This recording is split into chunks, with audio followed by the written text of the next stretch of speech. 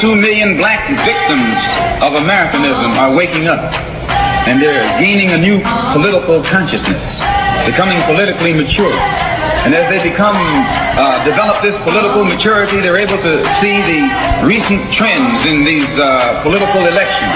Any minority that has a block of votes that stick together is in a strategic position. Either way you go, that's who gets it. You're in a position to determine who go to the White House and who stay in the doghouse.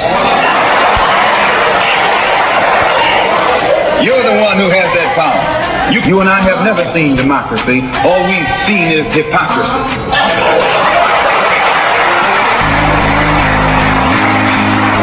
When we open our eyes today and look around America, we see America not through the eyes of someone who has enjoyed the fruits of Americanism. We see America through the eyes of someone who has been the victim of Americanism. We don't see any American dream. We've experienced only the American nightmare. We haven't benefited from America's democracy. We've only suffered from America's hypocrisy. And the generation that's coming up now can see it and are not afraid to say it. And are not afraid to say it. And are not afraid to say it. And are not afraid to say it. And are not afraid to say it. And are not afraid to say it. And are not afraid to say it. And are not afraid to say it. And are not afraid to say it. And are not afraid to say it.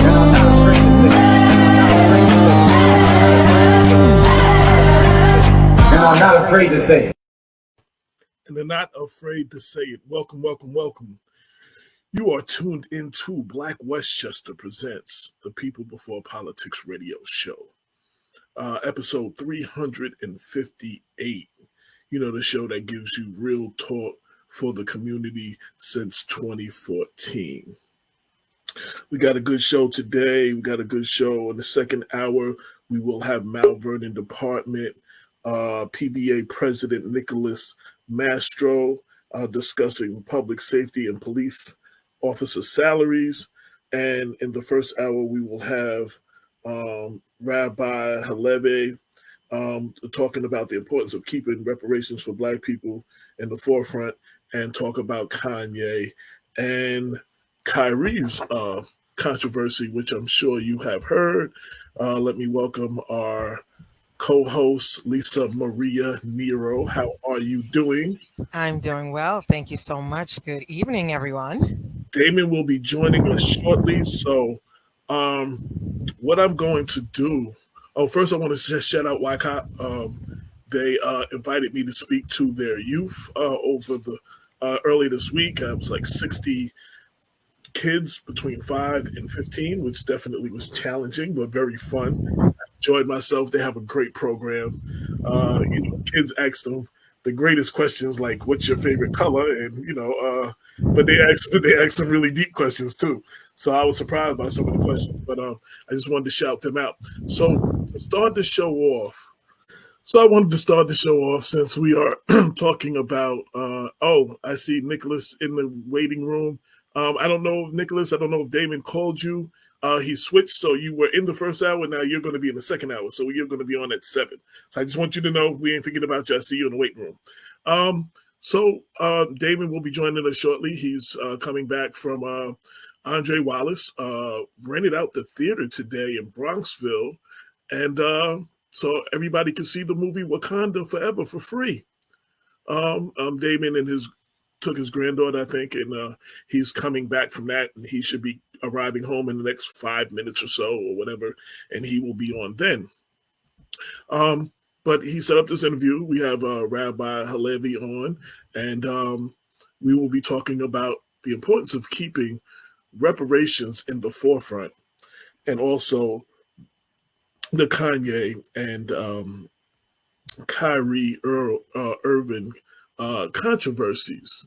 I play that clip because I believe that Dave Chappelle is a comedic genius, and he touched upon all of it, but comedically, you know what I mean? And a lot of other people probably would have, hold on, it says we lost the stream on YouTube. YouTube. We lost the stream on YouTube, but we're still live on Facebook. Just give me a minute. Lisa, just say a few words real quick while I find out what's going on with the stream. You're muted. I'm muted. Hey, everybody. Speak Um, about speak about Dave Chappelle, what we just showed us. right. I had just reviewed it prior to you just showing it. My girlfriend sent it to me, and because normally I do like to see, the take on it from Dave Chappelle's point of view, because his viewpoint is so profound at times, and definitely progressive, and truthful, painfully truthful in most cases. And when you talk about Dave talking about let me take a step back before putting himself out there, that says a lot as well. When you're looking at the narrative, and he was just speaking the truth like he always does. But when we're talking about um, anti-Semitic. This is also a hot topic, right in Greenberg. I Yes, mean, we can I, just I, direct it, if I can interrupt, of course. what's going on in Greenberg? I have been labeled anti-Semitic Oh, uh, wow. by the head of the Greenberg Human Rights Commission, who is a Jewish lady at Lynn Goodwin, and she was calling people, telling them that I was anti-Semitic because I talked about the defending the right to have Farrakhan on the mural up there, and I debunked some of the things that Paul Feiner said um, about Farrakhan that were not true, and because I did, I have been called anti-Semitic. I want to bring the rabbi on. Welcome to the show, my brother. Hey, thank you very much. I want to give you a chance if you want to comment on anything that you just saw in the little Dave Chappelle clip first. Well, first of all, let me just thank you for inviting me on this evening, and also give thanks and praise to the Most High and to the Spirit of our ancestors, um, who are also the shoulders that we stand on, and whose struggle we still continue to carry on. I thought it was superb. Dave Chappelle continues to be one of our most, acute commentators through comedy on the social issues that pertain to Black people. I think he was spot on. It's a comedy. So I only say in my initial response to him is that I still enjoy his critical analysis and crystal clear pinpoint analysis of our situation socially in America as it pertains to the races. And he carries on the tradition of like Paul Mooney and others who address our issues, but through Yeah, comedy throughout our history, and without apology. He does it without with class, unapologetic. Yes, yes. And I'm intelligence. He does it with class and without apology. and I'm so glad you said Paul Mooney, because another genius, just simply just raw, uncut, truthful, and as you said, unapologetically profound. I can keep going. He was just Yes, genius, ab- absolute genius. absolutely. And he represents a continuity of our Black comedian community who are not comedians, who are intelligentsia, who are able to put together our social issues, put them together in script and comedy that could be accepted in terms of white America dealing with the contradiction of their denial of the white supremacy and racism in America. That our comics have been some of our most proficient and out front critiques of white America's denial of the race problem and dilemma in America. And Rabbi, if I may add, just to confirm exactly what you're saying, and he gave proof, or def to the definition of white fragility. And that's exactly what he represented. And for those listeners, white fragility is exactly what that is: the white denial. Me, I have Black friends. So that's white fragility in Yeah. the shortened version. Yes, absolutely. I agree with you. So, real quick, we were having a problem with our streaming. I just wanted to, we are back on YouTube. I think we're still on Facebook, so I wanted to make sure. So, a lot of what we wanted to talk about is reparations. And before we get off, I just wanted to know if there was anything you wanted to add to either one of the, speak on either one of the controversies with Kanye West, who is now called Ye, or Kyrie Irving, especially the Kyrie Irving situation. Well, I think with both their situations, Kyrie Irving and Ye, I think that again, the conversation around we as a people, as African people, tying even into your reparations, the damage that has been done to us as a people in terms of the systemic erasure of subjecting a people to enslavement and marginalization by removing our identity, our language, our culture, and who it is that we are. America has never apologized. You know what was most disturbing to me is that we had and we have had American presidents successively um, denying or refusing to apologize for slavery because of the implications that it might put America into for reparations.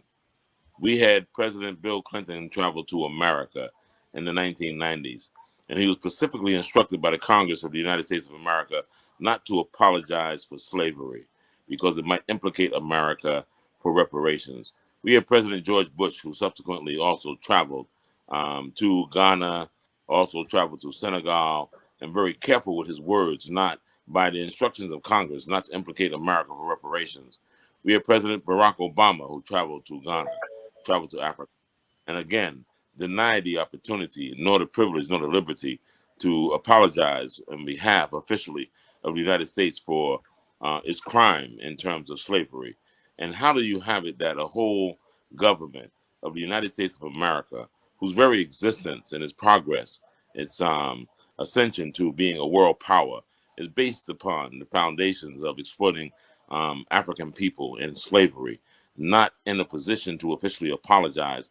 And then you would have private corporations asking individuals to apologize, you know, for having allegedly offending people of Jewish descent in a term of anti-Semitism that has not been clearly defined towards the general public, but continues to hold African Americans in particular hostage to that term, where African Americans have no historical record of being anti-Semitic, nor having any hand in the Holocaust or oppression of Jewish people. But if we were to turn that around, we'd have a different argument and discussion altogether.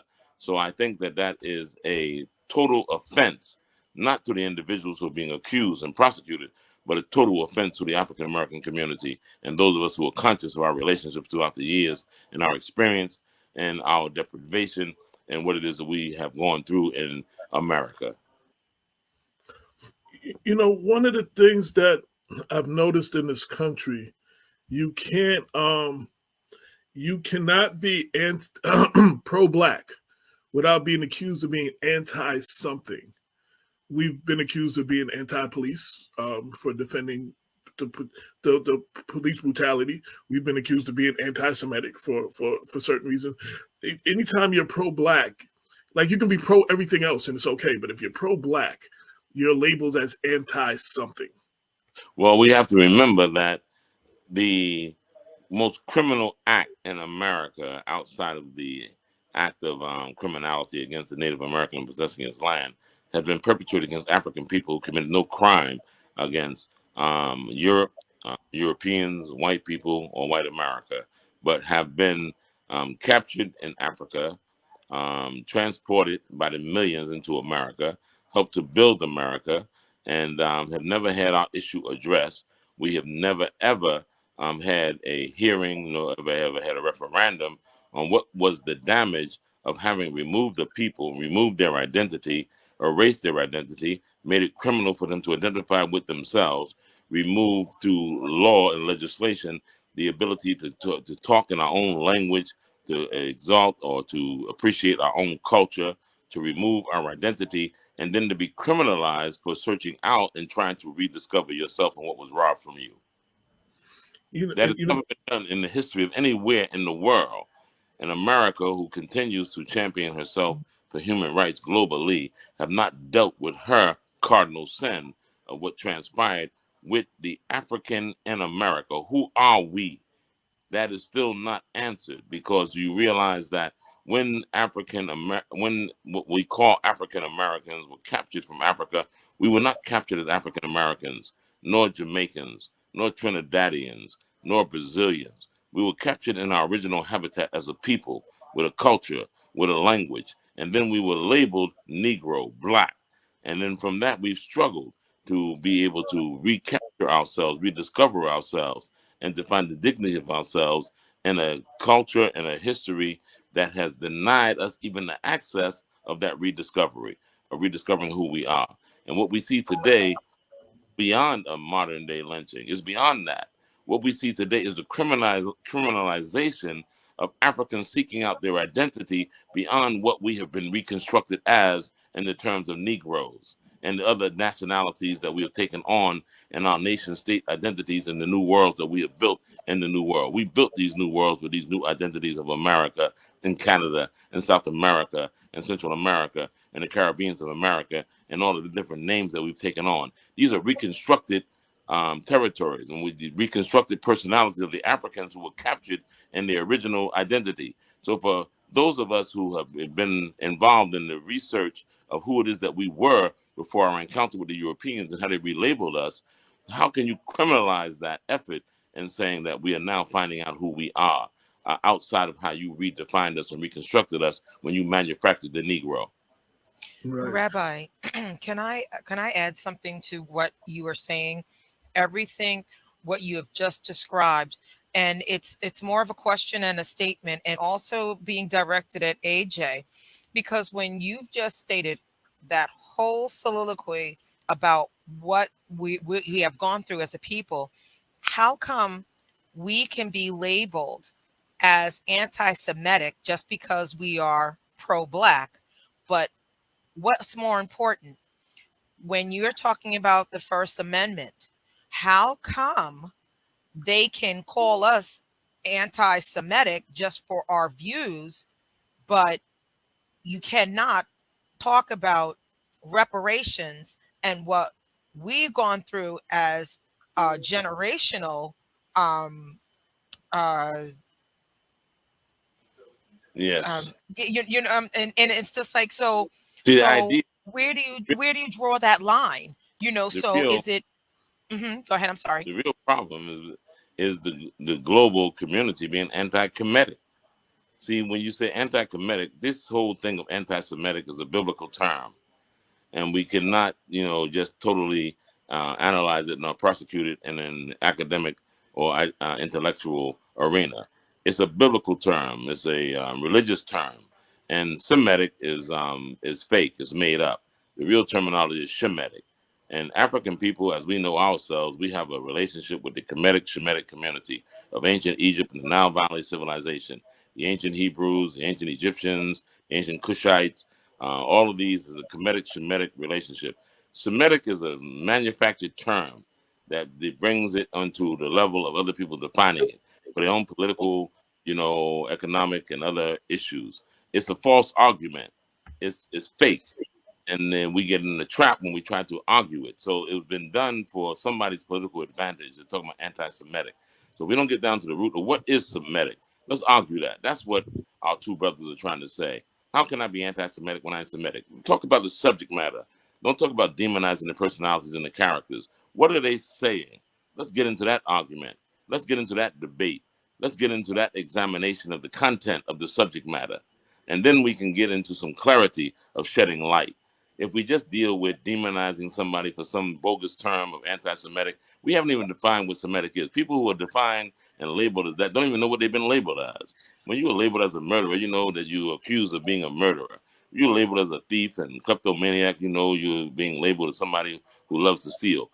People don't even understand what even a Semitic is or what is anti-Semitic. Let's get into that subject matter and clarify the matter, and let's go on and Yes. see and go forward. Rabbi, would you believe this is exactly the statement that Brother Damon Jones said? And I actually, went on Google and was like, let's explain exactly what Semitic is. So you are definitely just confirming, you're confirming exactly what we talked about previously. Absolutely. Welcome to the Yeah. show, Damon.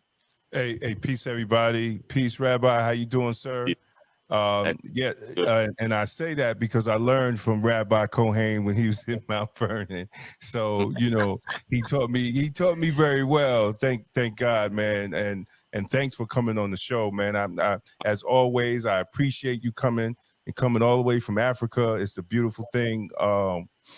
So I have a question. When we get into these debates all the time, why is it so hard for us to have those conversations?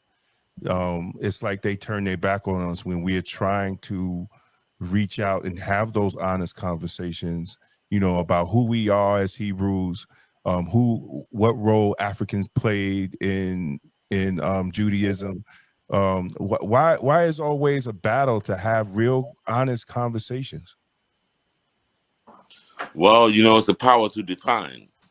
One of the things that we declared in 2019, not because it was accurate historical chronology and numbers, but we proclaimed 2019 as the 400 years are up.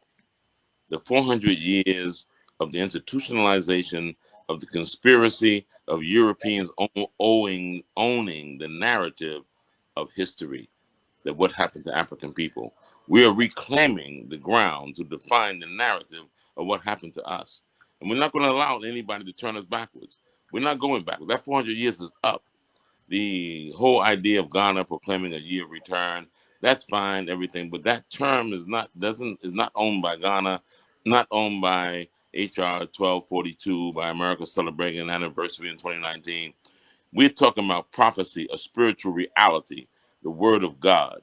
And the time for holding the black man down is over. Our minds are open and released. Nobody can turn that around. We're in our time. We cannot fight against that. Nobody can fight against that. And no thing is more powerful than the idea whose time has come. And the only thing that succeeds that is a prophecy whose time has come.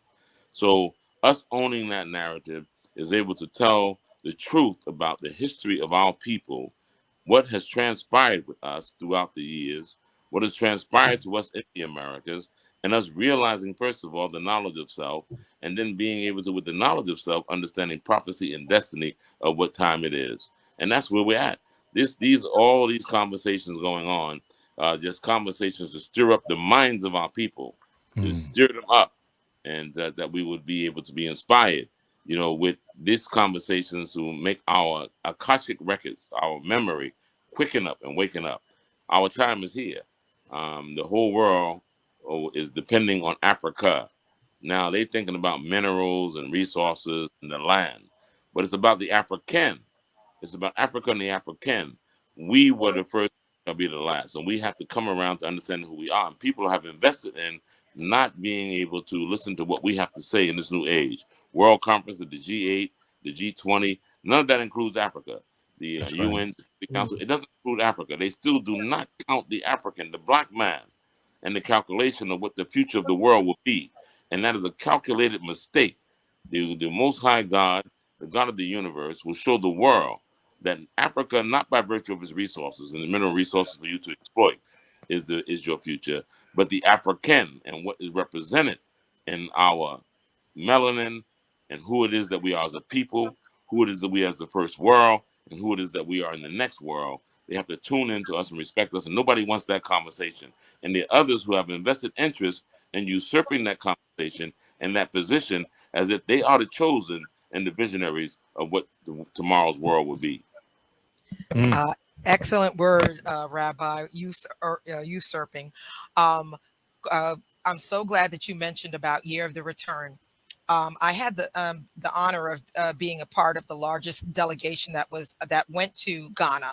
I was part of the NAACP that went with President Derek, and we did the Jamestown to Jamestown's journey. But I'm so glad that you mentioned that was a celebrated time. But what it did do, what you said, it woke us up. It made us analyze and look at what we went through and our ancestors, and what kind of power we should be possessing, but Absolutely. we do not carry it through. We do not implement it. But the one thing that I do appreciate that you said about Year of the 19, it gave us awareness that we were not, we were not knowledgeable about.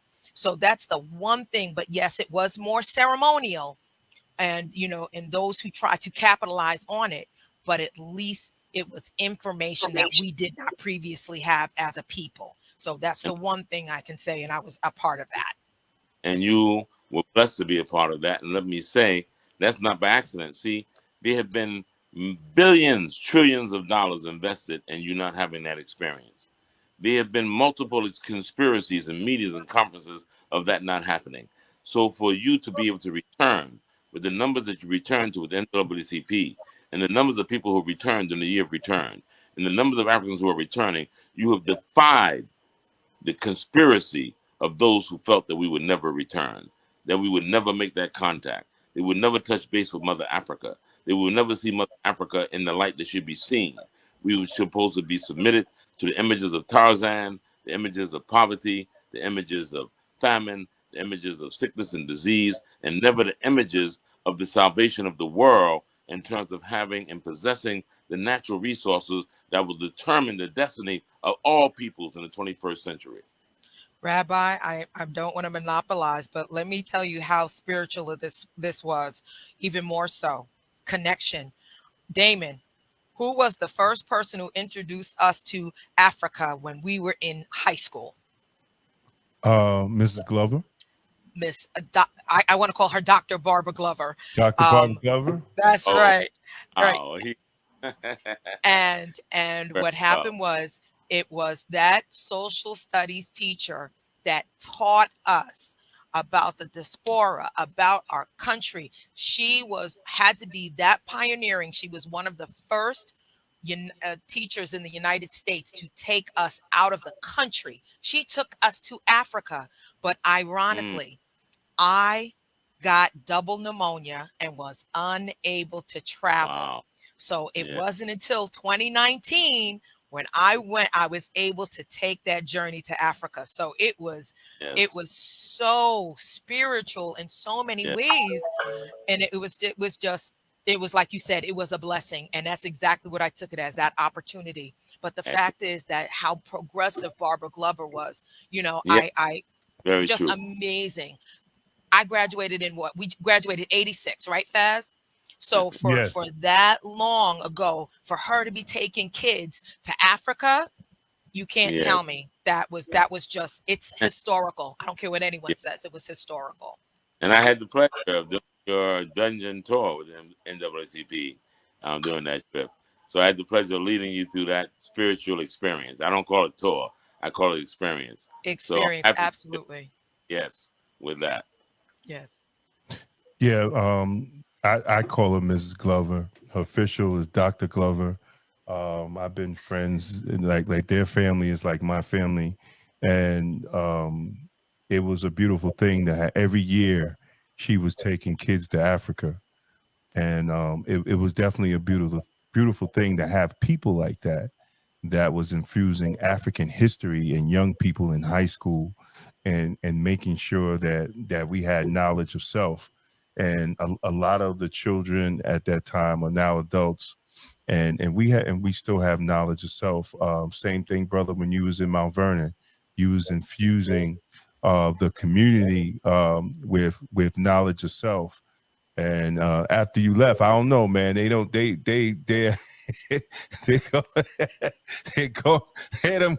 some of them went off the wayside, brother. But that's a whole nother conversation. But what I wanted to say, we just got through an election.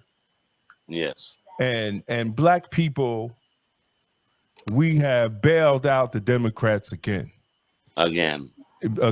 But we still don't have a black agenda. we still can't get legislation passed just to study reparations, not even to give us reparations. This legislation is just to study it, to see the effect on descendants of Africans that live in America. When are we going to wake up as a people to stop putting our trust into this political system that really never gives us anything?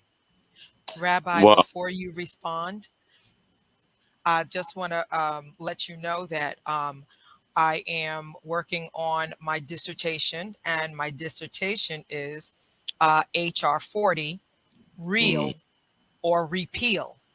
And it actually addresses exactly what Damon is speaking about.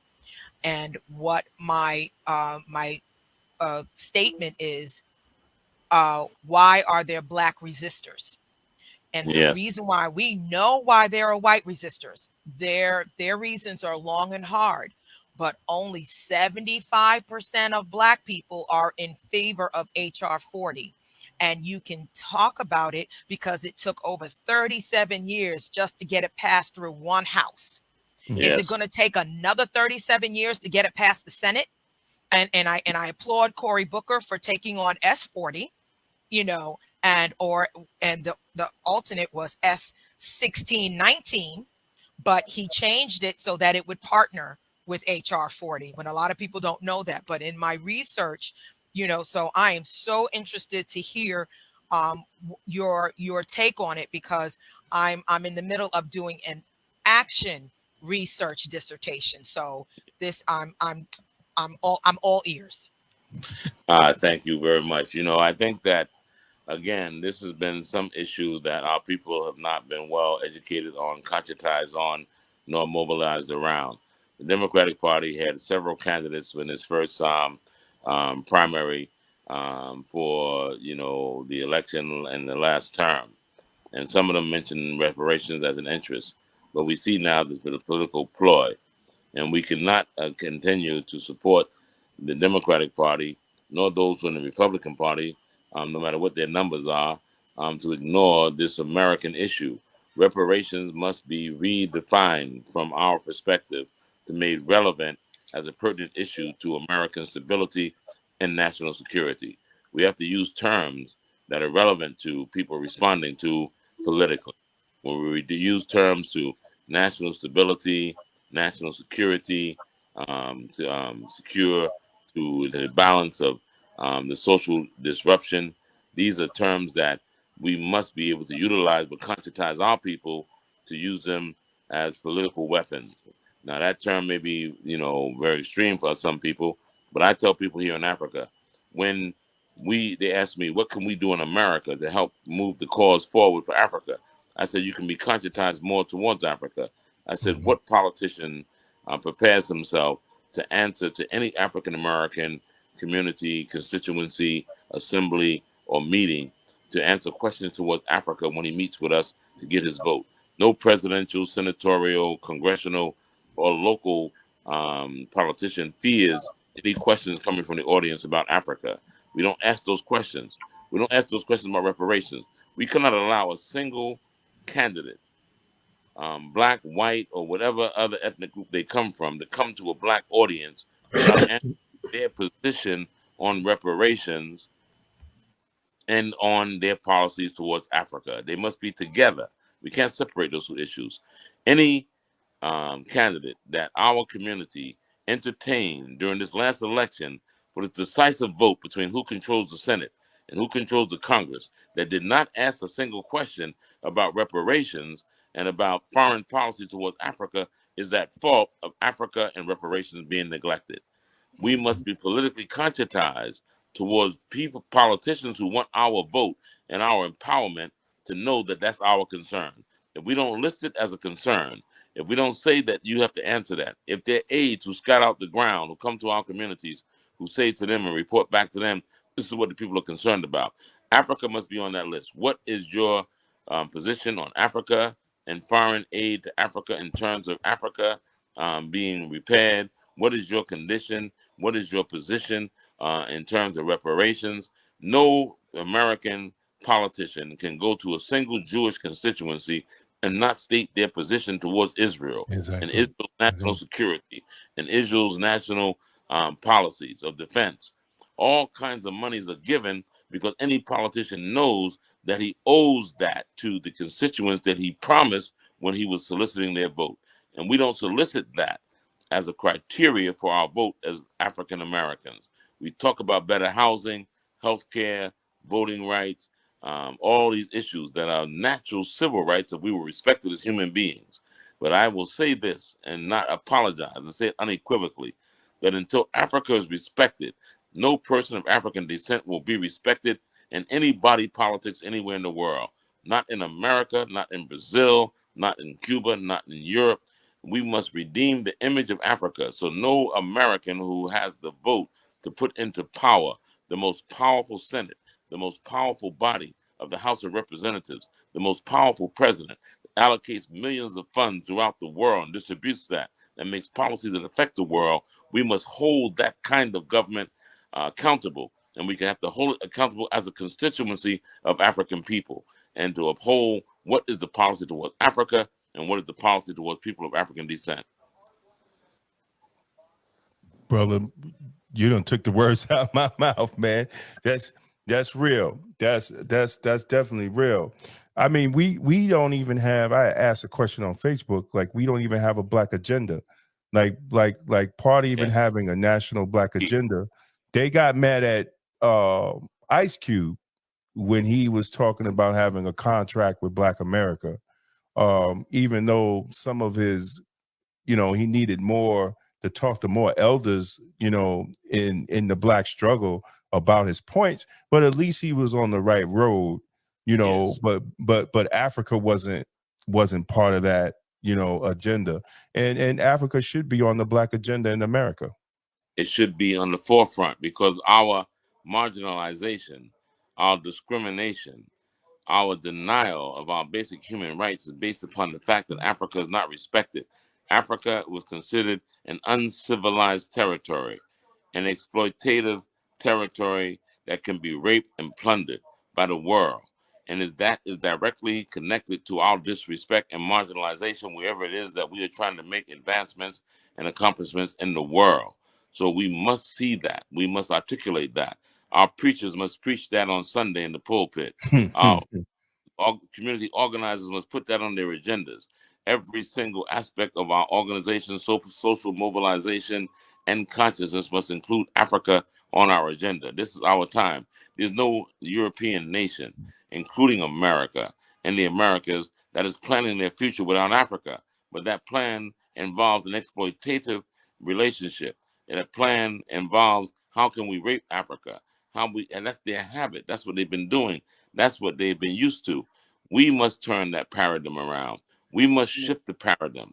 We must shape the ideas and the vision for what we envision ourselves to be as African people based upon the strength of Mother Africa. We must not leave the vision of Mother Africa to other people that are non-African. We must use our melanated, inspired vision of what we see ourselves as Africa as the future for Africa. Not IMF, not World Bank, not anybody else. We need to be able to mobilize our resources, put together the capital to invest in Africa to make Africa the future that we want it to be. And it's therein that we become empowered ourselves. Chinese people are no longer seen as laundrymen nor restaurant attendees because China is powerful. Japan is not seen as manufacturing inferior products because Japan is seen as manufacturing the high technology, and so therefore nobody disrespects a Japanese man or woman. So it's not until Africa is respected that African people will be respected. So we must return that. We must shape that paradigm. You remember that when we had the liberation and the emancipation of African nations from colonialism, there was an onslaught of assassinations, coup d'etats, removal of African leadership that had a vision for Africa.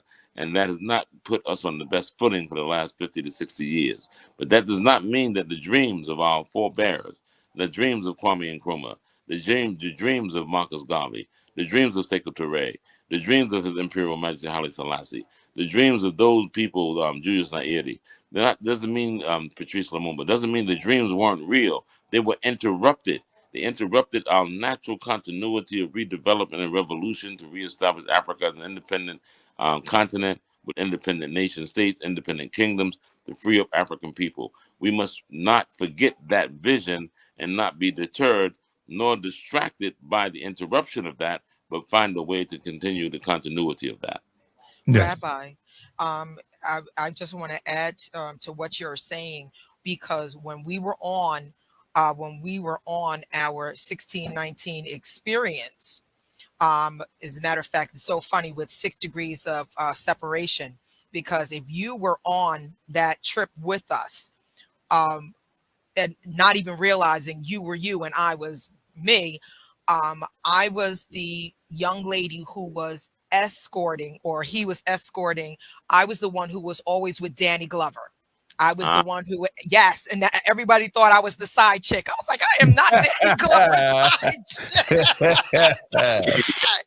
chick. Yes. But so I was that one, and right. So you know, yeah, and you see. I knew you would remember. So like I said, you never know whose path you cross. But remember, during that time, they had all of those workshops on how to pour more money into Ghana. And I just want to take an excerpt from the Brookings Institute journal article on reparations. And what they said was, and this is a direct quote, Black Americans are the only group that has not received reparations for state-sanctioned racial discrimination, while slavery afforded the same white families the ability to accrue tremendous health. And then when you go back down further, it says slavery, we must note that American slavery was particularly brutal. About 15% of the enslaved shipped from Western Africa died during transport. They enslaved were regularly beaten and lynched for frivolous infractions. And slavery, how it disrupted our families, and 1 to 3 marriages were split up and children were separated from their parents. You cannot tell me that that does not affect us now. Cannot tell me. So it's going along what you're saying. There's research that supports exactly what you just said. And there was also another journal article by the Joint Center, which is one of the Black think tanks in the country. A lot of people don't realize that. But they also came up with a survey on reparations. And that's also part that I'm going through with my research as well. Excellent research. I'm happy that you're pursuing that subject matter. But once we put it together, will these politicians, it goes back to what you said, Rabbi, we as Black people, as voters, we're going to have to pressure them, because the research is there, but they refuse to bring it to the table. How many times are we going to have the president and control 2 houses, and still reparations is not part of the discussion?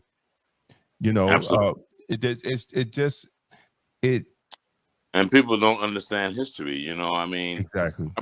When you understand history, you realize that part of what we enjoyed during the Reconstruction, many of our people don't understand that, the 1960s was a restoration of rights we had during Reconstruction.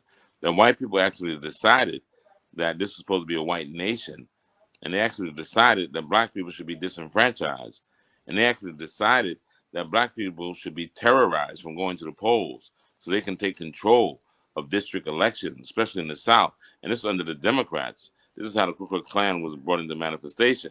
We have to understand history. So when we talk about people, poll watchers being terrorized, people, being terrorized and frightened for their life of even volunteering towards watching polls, this is nothing new. This is a playbook that some people are referring to. And without history, you think that you're experiencing something phenomenal. How could this be happening? But you talk about an agenda. And as you said, we are missing an agenda.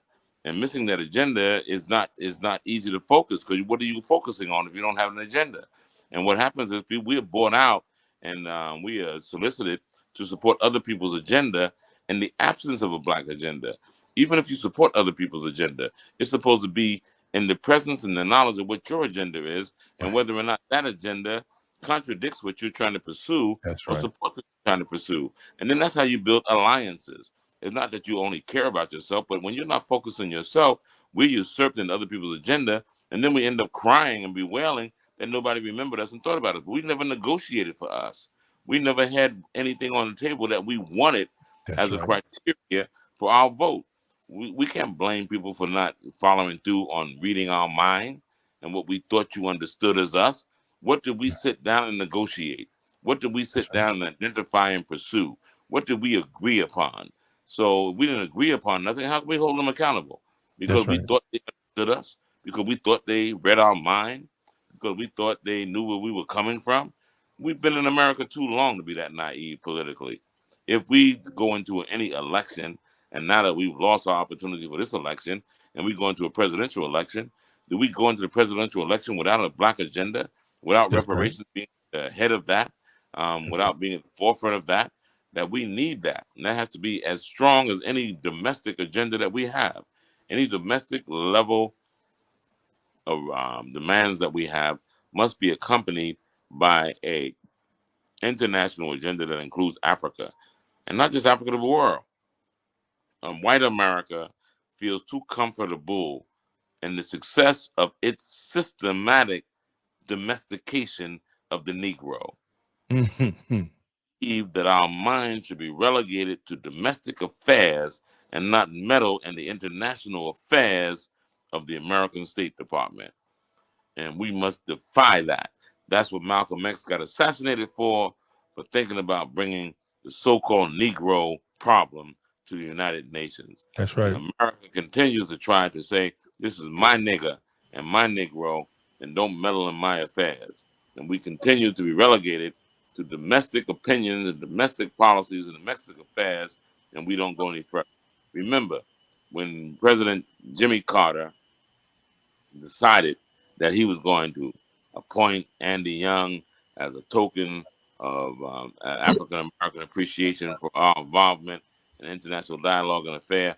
It was many of those who came from the Jewish community who advocated for the dismissal of Andy Young from the UN because he had a nerve to meet with the Palestinian delegation.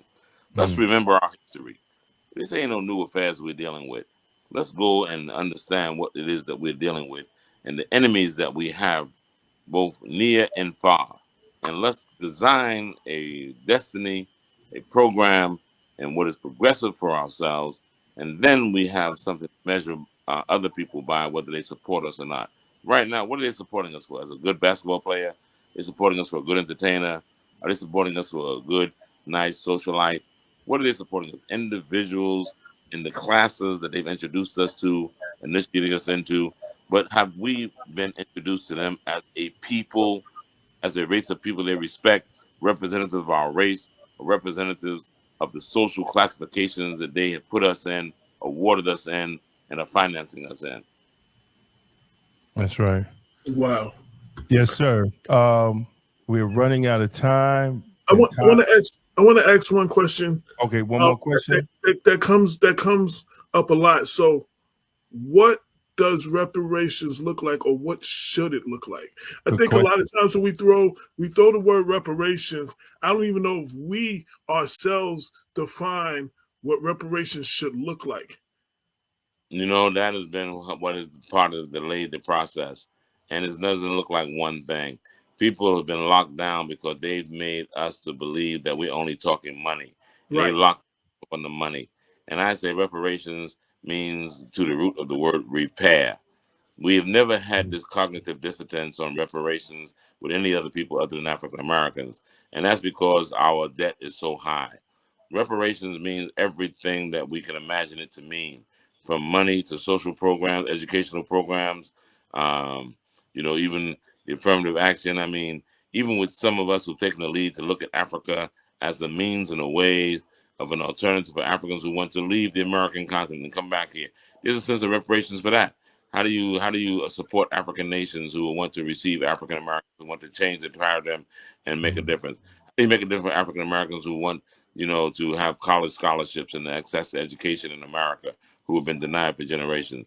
How do you take control of the legal challenge for affirmative action, that people can actually be arguing that affirmative action is racist because 10% of a university is denying 90% of white boys or white girls who could not apply nor satisfy the criteria for 90%, and now say because they want to infringe on our 10% is anti-reverse racism. I mean, these are not political arguments, and we have to be able to not limit ourselves to the definition of reparations, because reparation means to repair the damage.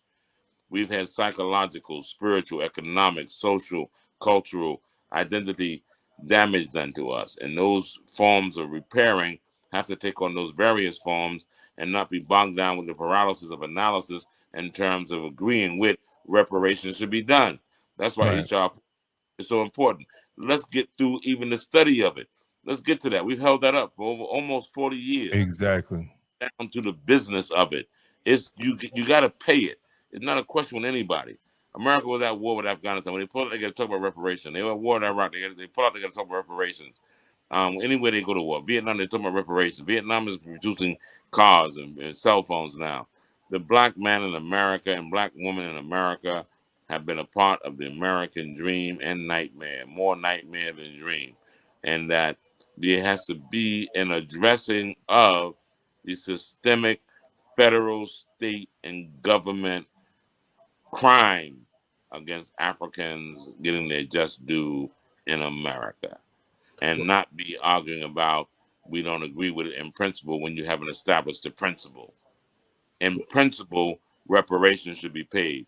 Then we deal with bogging down with the logistics of what that means. But in principle, just like I said earlier, the United States Congress denied President Bill Clinton to apologize for slavery. They denied President George Bush to apologize for slavery. They denied President Obama for apologizing for slavery when they were on the African continent. They denied them even the apology. Can you imagine that? While they're submitting Right. again in our closing of our brothers in the sports and entertainment world, that you must apologize and apologize in the dictated words that we give you and not in your own words. That's And right. nobody apologized for us. In That's right. 400 years, the United States government refuses to officially apologize to the people of African descent for slavery, and somebody has the right to demand any single African to apologize for trying to find themselves and stand up for themselves and defend their own dignity. It's unacceptable. Absolutely. Absolutely. Amen. And one of the things you mentioned, forgot to mention, Japan declared war on the United States, and we paid them reparations afterwards. They declared, like, they bombed the United States, and then they got them all up into camps and stuff. And right afterwards, they were giving reparations right For after the interned. right. The They put it for interned. being but they declared war. Like we've But never, when you know what I'm saying? Japan is strong, not the Mhm. Japanese Americans, when Japan ended up getting economic power and getting respect, then they can gain the respect for their Japanese citizens. And that's why I defend Africa must gain her respect. Right. Africa disrespected. And because Africa has no respect, she can't claim any respect for her sons and daughters, no matter Right. where we are in the world. Right. Mhm. Absolutely, Rabbi, my brother. Rabbi, before you go, I have a shameless plug. Shameless. Part of my reparations is studying the educational reparations, and the reason why is my theory is we've tried the 40 acre and a mule, so you take it, you give it, but you take it right back. You talk about the money aspect of it. You can either tax it or you can control it. But what I focus on is educational reparations. This is my thank you. And I had the honor of presenting this to Representative Sheila Jackson Lee, and she offered her office as a resource for my dissertation. And Great. the thing is, when you talk about education, that's something that they cannot take from you. Absolutely. You're But right. that we need the access. That's Mhm. the problem. We can Well, get the sis, education, but we need the yeah, access. you're right. Let me say this to you.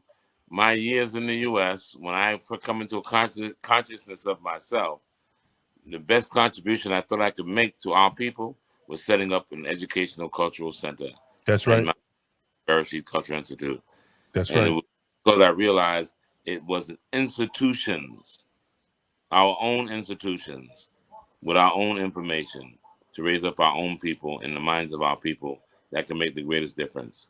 And that was the purpose of it. So it was a conscious decision. So I agree with you 100%, 1,000%, and you're on the right path. And thank you this evening, because I also have to go. Thank you. Thank you. Where are you coming live from? Just so people know. I know he mentioned. Ghana, Where exactly are you? Elmina, Ghana, West Africa. I'm in Elmina, which is the first place that our ancestors were taken away from, and the first dungeon that was built in tropical West Africa called the Gulf of Guinea in 1482. Even Columbus came here. So I'm in that historic town, right in the beginning where the atrocities started and the scene of the crime. So that's where you're hearing me from. Thank you. Thank you for your time, my brother. Greatly appreciate you. Stay blessed. All right. And that is our first guest. We also hold on. Yes, that looks better. Yes. We're about to get into our second guest. Any comments or statements or anything, Damon, before we get into our, about the last subject we just covered before we get into our next guest? Yeah, I just want to make sure we get the. That was great, man. It's always a pleasure to have Rabbi Kohen come and talk to us and give us some wisdom, all the way from Africa. The last time he was on the show, when he visited it, when he was in America, when he came to visit, when we had the studio in Yonkers. So that was great, and it's good for Sister Lisa, since she's doing her. It was great too for that connection. I think it was a beautiful thing, man. I think it's a beautiful thing. But we got a guest coming up. Yeah. Like to introduce it. Okay, go ahead, Lisa. Oh, I was just saying, it was just phenomenal because, again, it's not spoken of. It's unspoken, and it was the topic of, like you said, all the presidential hopefuls, and then next thing you know, Biden administration promised us reparations, but where is it? Where do we stand? And it's still in committee. So it passed in one side of the house. Now we need it on the other side of the house. But again, yes, a wonderful connection. And again, just remembering, Dr. Glover and, what she did for, Woodlands as a whole. Mm-hmm. And, I can just say just how much of a influence that she had on our lives, just to put that even in our head, just like you said, it just stayed with us, that African experience, because even though I wasn't able to go on that trip, it was something that I strived for all of my life because of her. Right. So, I'm going to jump over a cliff real quick. I think Black people are still put too many eggs in one basket. I think we need to infiltrate the Republican Party. Like every other ethnic group, before people be like, oh, what is he talking about? Republican Party is racist. Yeah, but there's a lot of racist Democrats too. Let's not get it twisted. But every other ethnic group is in both parties but Black people. Think about that. Every other ethnic group is in both parties but Black people. We're the only ones that see them as boogeymen. But every other ethnic group that gets something is in both parties. That's a good point. Dave Chappelle the part of the whole Dave Chappelle's joke was that Trump was in the inner circle. He was in the house with all of them, and the problem they really have with Trump is that he came out and spilled the beans on how things really operate. That's the big that was the biggest problem. That whole drain the swamp. Well, not even draining the that. swamp, like not even draining the swamp, but just saying, hey, listen, man, it's all rigged. It's all rigged for people like me. Right. Right? Not for y'all poor bastards. It's all rigged for people like me, the rich people. Yeah. That's what Trump was saying. Just how real the 1% is. Exactly. I don't pay taxes because the tax laws allow me not to pay taxes. It's That's something facts. that they haven't changed. But I think the only way for Black people to have real access to political power, we must be diverse in political parties. One of the first things Trump said in that debate in 2016, in the Republican debate, he said, he all of those candidates up there on both sides of the fence got money that he put in their pocket. He put money in all of their pockets in their different races. You know what I'm saying? Some of them denied it, but they all took money from him on both sides. Yep, sure did. Yep. So, Damon, you want to introduce our next guest, and we can just get in and kick that off. So the next guest is coming in, and I think he's been on the show before. We have had discussions about public safety in Mount Vernon, and I asked him to come back because something recently happened in dealing with labor, the PBA labor in the city of Mount Vernon, that in my 32 years in law enforcement, I've never heard any municipality offer a police department that works as hard as the Mount Vernon Police Department. And full disclosure, right? My wife is a detective in Mount Vernon, right? So when I see something like this, and I see the work that she does, it makes me question city halls, how valuable that they see her work. So let's bring on for any police department to give 6 years of zeros is just disrespectful. I'm just being straight music. But let's bring on the Mount Vernon PBA president, Nicholas Mastrogiogio. I always mess your name up. I'm sorry, mate. I just say Mastro at this point. Mastro's good enough. I just call him Nicky Mastro because I get tongue tied, man. But welcome. Thank you, guys. Thank you for having me on. Yes. So give from the beginning, right?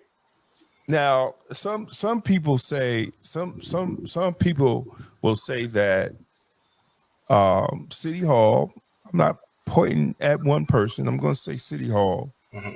Mm-hmm. It's almost an effort that the police department is being defunded. You had to fight to get cars, you had to fight to get better equipment. You're fighting for manpower, and now you're fighting for a raise. So what's going on here, Nick? Well, Damon, I mean, honestly, it really feels like we are being defunded. I hate to use that term that's been used, probably overused a lot in the past few years, but that's what it feels like.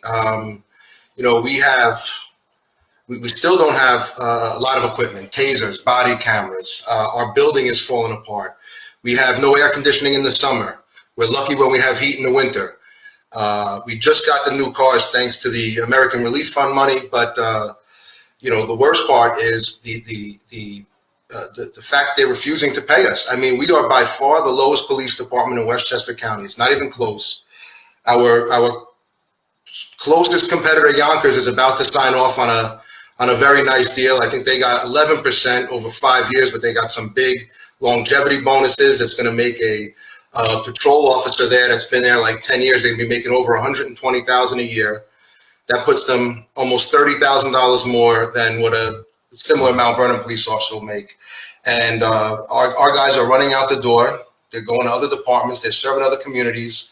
And Mount Vernon is being left with a minimum wage police department with whatever's left over that can't get a job somewhere else. And it's the people of Mount Vernon are the ones that suffer from that. They're having a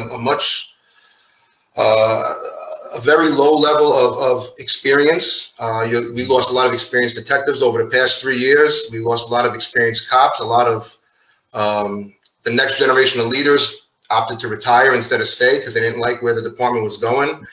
So, it's a bad situation, and it's only getting worse. And with that offer that the mayor gave us, the offer, like you said, probably one of the worst offers I could have ever imagined her giving us. I mean, my expectations weren't high, but that blew my mind.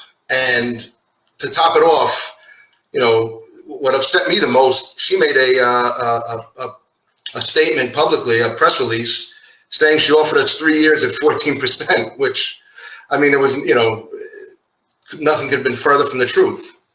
How did she get that? Y'all haven't had a raise since what, 20? Our last contract expired at the end of 2017. So 2017. So from 2018, we're out from 2018 on. 2018 on. So how did she get that number of 3 years? Well, she was just looking at the 3 years going forward. So 2023, she offered us a 0, 2024 a 7, and 2025 a 7. But she neglected to mention anything about the 5 previous zeros from 18 to 22 in her press release. So, that really, that upset me. And that's one of the reasons why I was very eager to come on your show.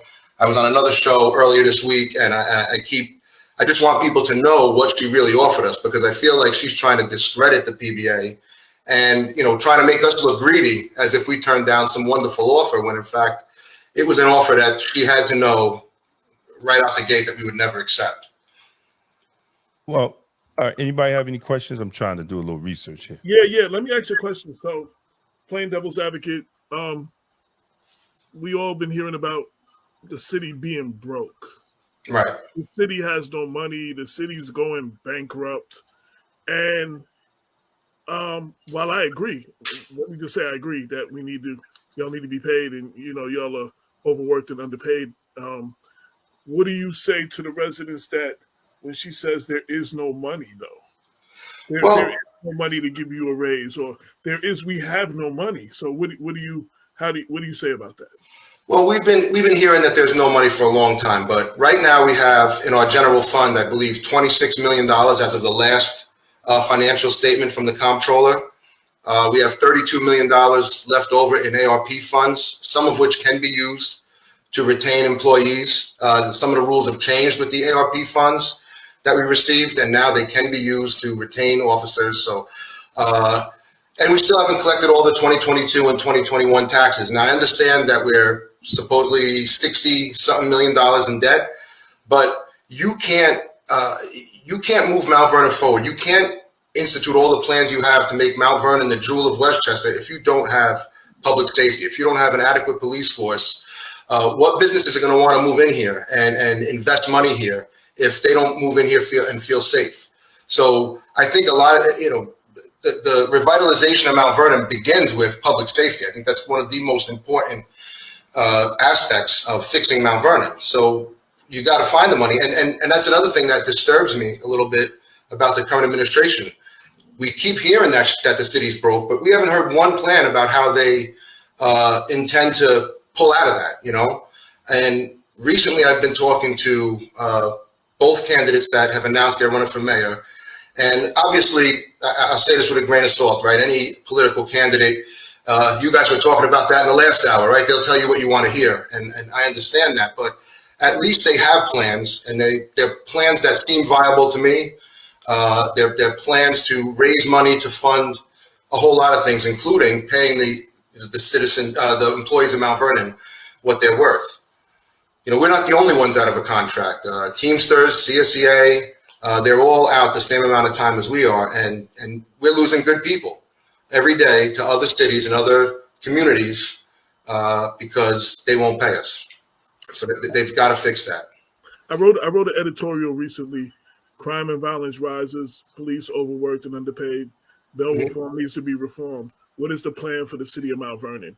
Right. And it was inspired by a Facebook post that you posted about an event that the mayor, I believe, had, or the city had, and what was that, Hartley Park? And what was described by many, not just by you, but that called us as a melee outside of the event or after the event.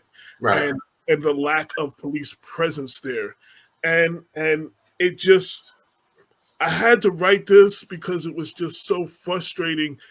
forget about being the editor of Black Westchester as a resident of Mount Vernon who lives on the south side where, the pistols go pop over here.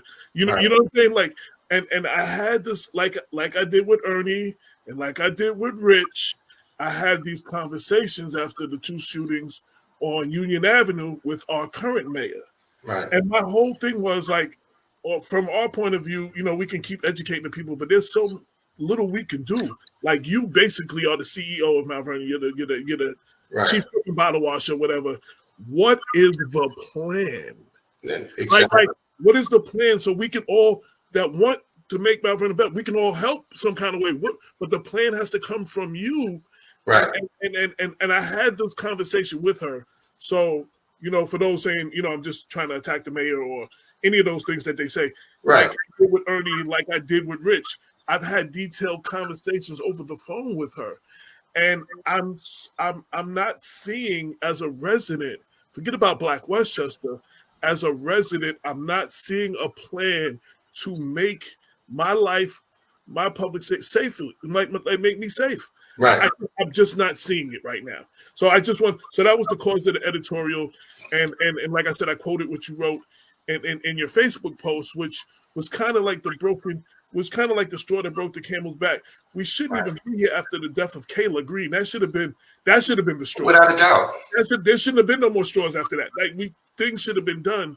Right. And we're still here. How much has happened since then?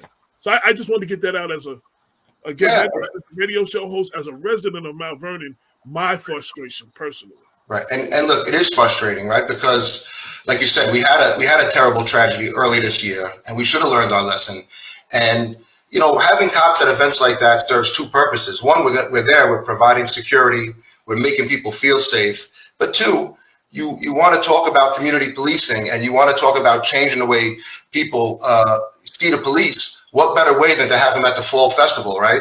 You're sitting there, you're walking around. Hopefully there is no fight. We're just sitting there taking pictures with kids, drinking a hot chocolate with different families. We are becoming part of the community.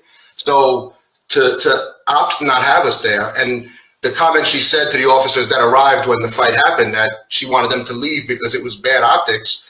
I mean, it kind of shows where her head is when it comes to the police department. And it's really disheartening because, I don't think there's a person that works in that police department that feels appreciated. I want to stop you right there. For those who didn't read what you wrote, and for those who didn't read my editorial, so you're saying when everything went down and police officers who were on different, doing different things around the city, right, doing that to come here, he then told them to leave because it wasn't a good optic or something like that? Right. So when the officers arrived in Hartley Park, they broke up the melee or whatever was brewing in Hartley Park, and then they were starting to close down the event. They were starting, and they were just standing by, really, to make sure everybody left peacefully and nothing else kind of kicked off.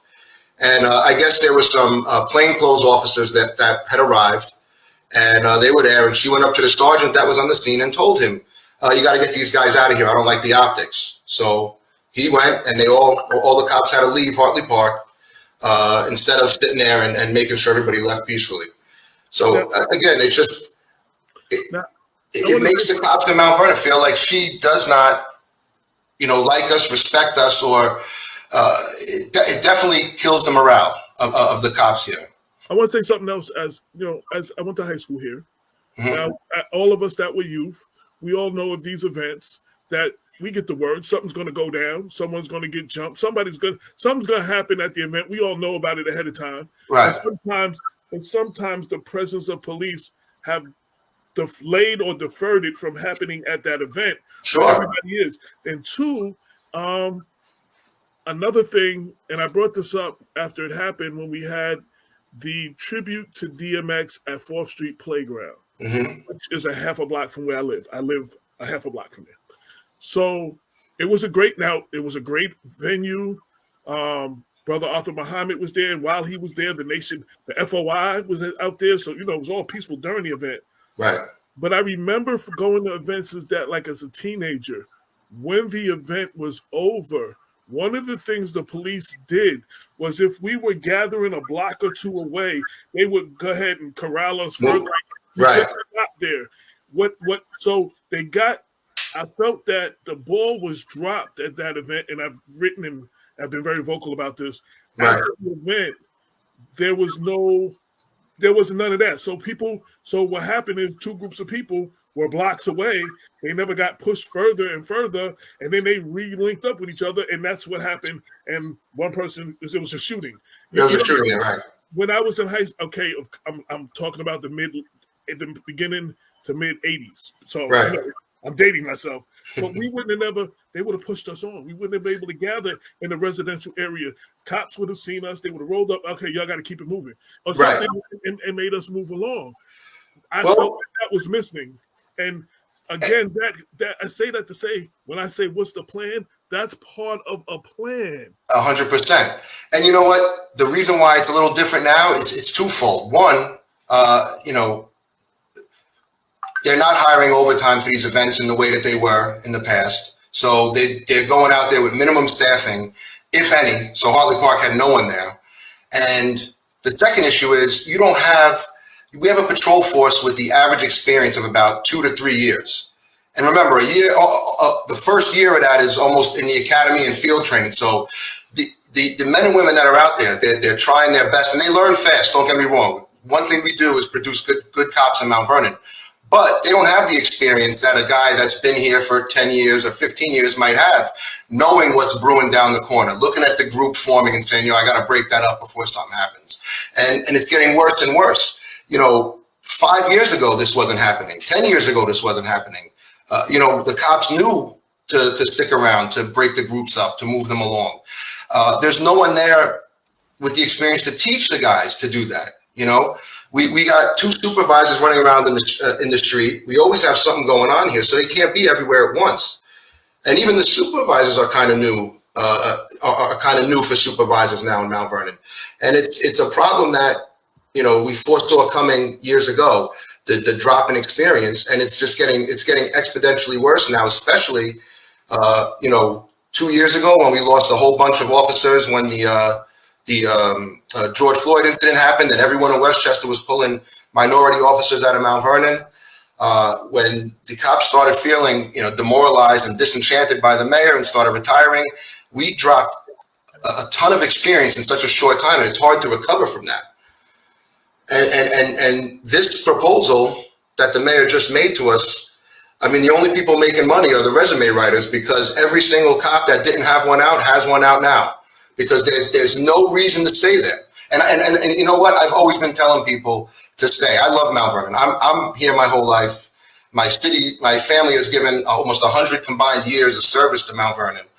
And, I don't want to, I hate when people leave. It drives me insane because, I do love it here. But my only advice to people now is you got to go. It's the right advice. You can't tell a friend to stick around in an environment that's not going to be good for them financially long term. And that's the point we're at right now. It's a shame because it's the good ones going. Of course it is. Like when the Alex Bates left, I was so I'm happy for him. Right. He was one of the good ones, though. Of course. And I'm not, and no disrespect to any officers that's behind that they're not good. But I'm saying we're left with some of the ones that aren't the good ones that can't go anywhere. We're left with those. And that's a shame. Well, AJ, like anything else, right? If a baseball player is a free agent, the best free agent is going to get picked up by the people that are paying the most. That's just the way it works. Absolutely. Now we lost one of our best detectives in the past 3 years. We've lost a lot of great guys. Now, I've heard it been said, and I want to give you a chance to address it, and I want to get to the facts. Mm-hmm. I've heard it been said by the other side, that you're doing all this on social media, you're doing all this on Facebook instead of sitting down and talking to them, or you know what I'm saying? You're fighting, you're creating this atmosphere. And you're not meeting with them and, coming to them or whatever. I guess you know what I'm talking about. So yes, I want you to address that. Because you have been vocal on social media. You've been very most definitely. Yeah. Well, I'll address it simply like this. So when we first made a contract proposal, now this is going back almost 2 years now. As soon as I got elected, it's 2 years ago in January, I made a committee and we set up we writ a proposal. It was done by March. We sent it to the city in March. They failed to address anything in that proposal.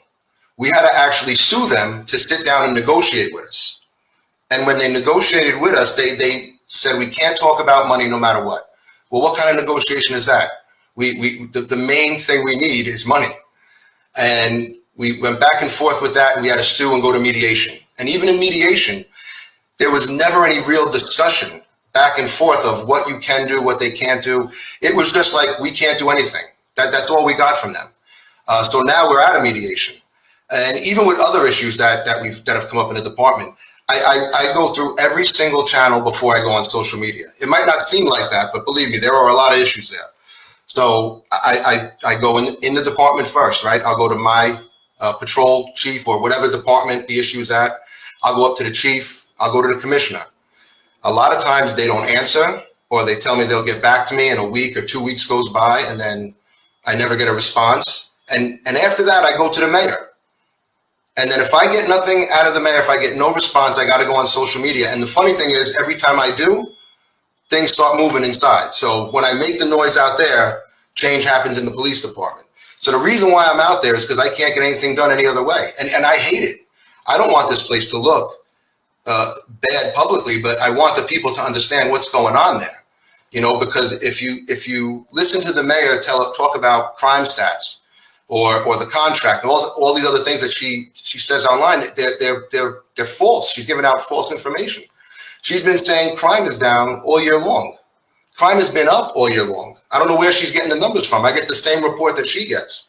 So if I'm not going out there and telling the truth to people, then they're not getting they're going to just be believing whatever's being told to them. And,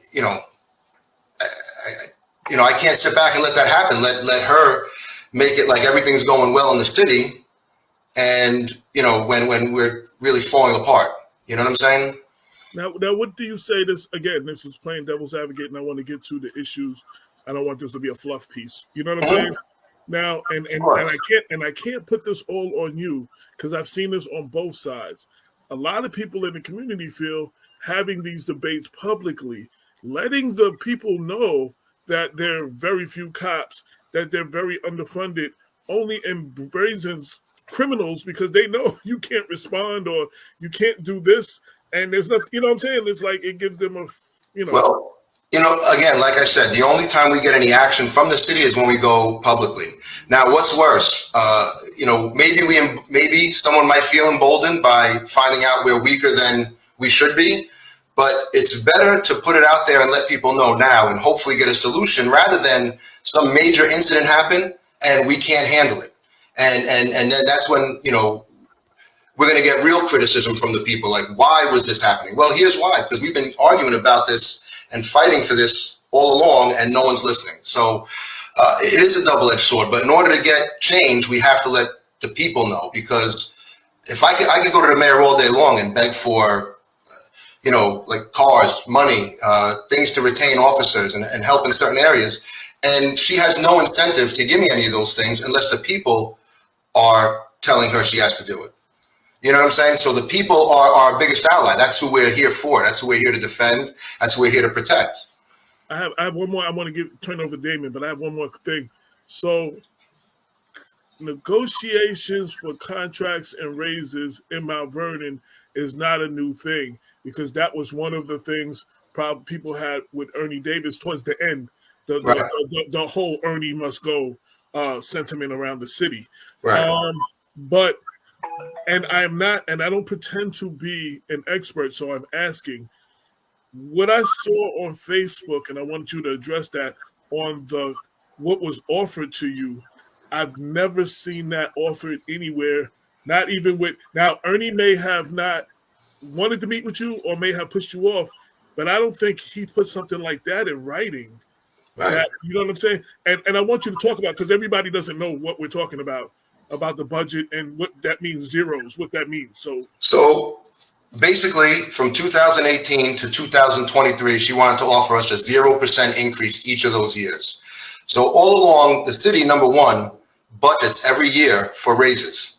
Whether or not they give the raises out or they're in negotiation, the money is in the budget. So it's been in the budget for 18, 19, 20, 21, 22, and it should be in the budget going forward.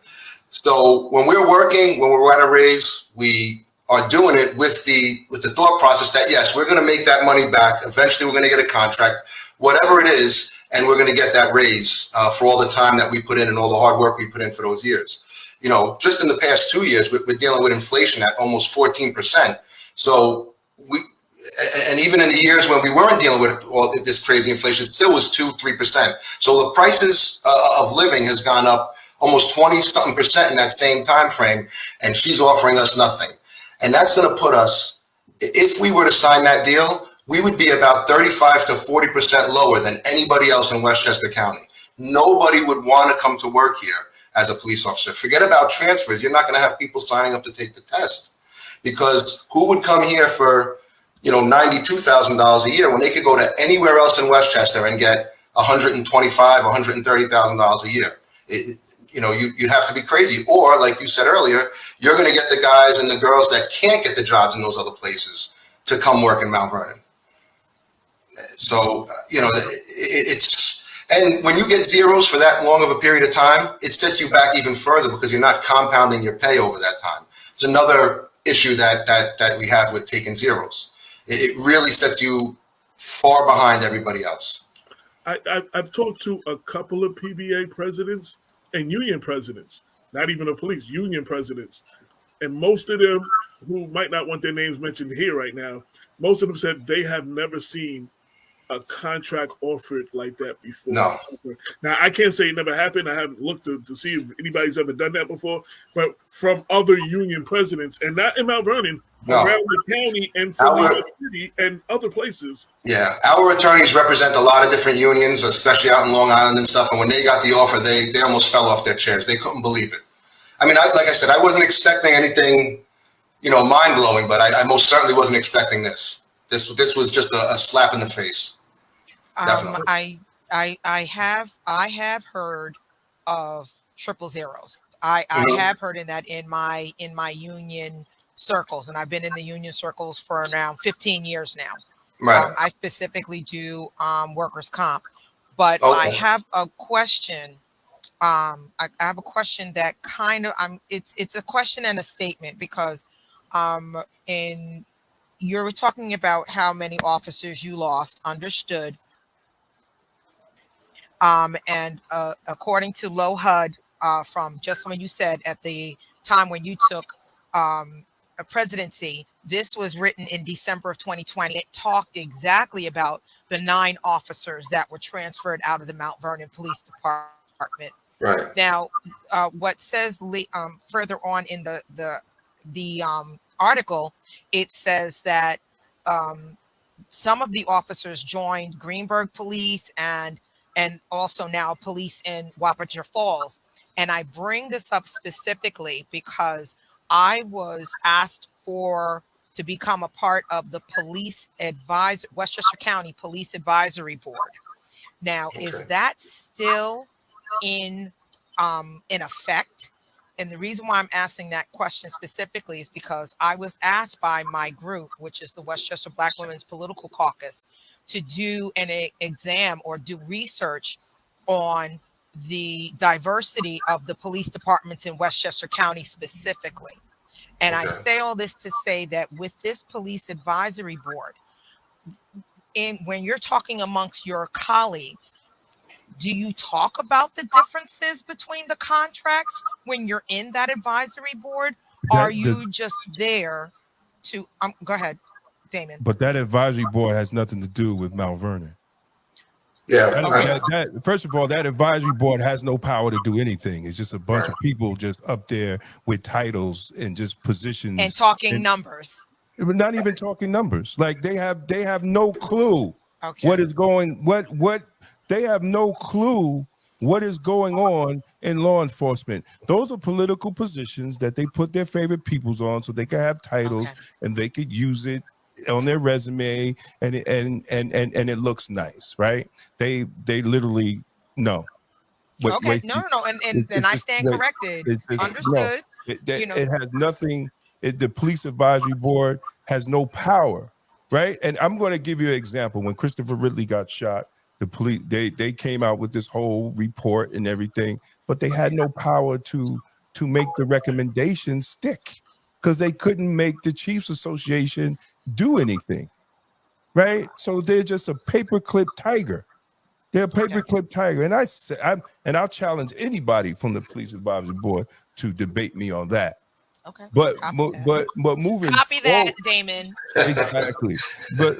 But moving forward, I will challenge anybody to pull up 3 years of zeros in the 43 municipalities and county police. I've been law enforcement for 32 years, never seen that in my life. I may seen 1 0, right? But this is back in the 90s. But 3 years and 6 years of zeros? You can't find a collective bargaining agreement in Westchester County, 43 municipalities, including county police, that has 6 years of zeros, let alone 3. And that's actually my point, Damon. But I thought the police advisory board had more of an active role. No. But that's also what I was like kind of referring to as far as if you're speaking with other municipalities, how are you given, or how do you accept the 3 zeros? That's Right. that's my when you're talking with other municipalities, do you go around? It's like, is it one? Is it due to the lack of diversity, or is it because of the high population you have? It's just how do you justify it? Right. Who are you talking to? How do you accept it? Because like I said, I've been in the union business quite some time. My father was TW Local 100. Me and my mom UAW 664. So nothing new. I know about contracts, Right. But so my thing is, if you're talking with your colleagues, so forget the advisory board. Now that I know that's like you said, political position, copy that. But so how do you deal with that? Can't you use their strategies? You just said you're using the same lawyers. So why aren't you positioning that same direction? Well, the difference is they are in municipalities that are willing to negotiate. I mean, we've tried everything under the sun. We've tried. We tried playing the nice approach. We've tried doing the sympathetic approach. We went to the churches. We went to the people. Nothing seems to get through to this current administration. And that's the frustrating part. We're not greedy. We don't want anything that's not due to us. We're not asking to be the highest paid in Westchester. We're not asking to even be in the middle. But we need to be close enough where people love working here. It's a busy job. So we build a lot of camaraderie fast. And, a lot of people are upset when they have to leave, and here in Mount Vernon, you're actually a cop and you're making a difference. You're really not, I don't want to put anyone else's job down, but when you're in some of these other communities in Westchester, what real difference are you making in the community as a police officer? Here, you have a real opportunity to, and a lot of people love that about this job, and they get very, very upset when they have to leave, but financially, they'd be a fool to stay.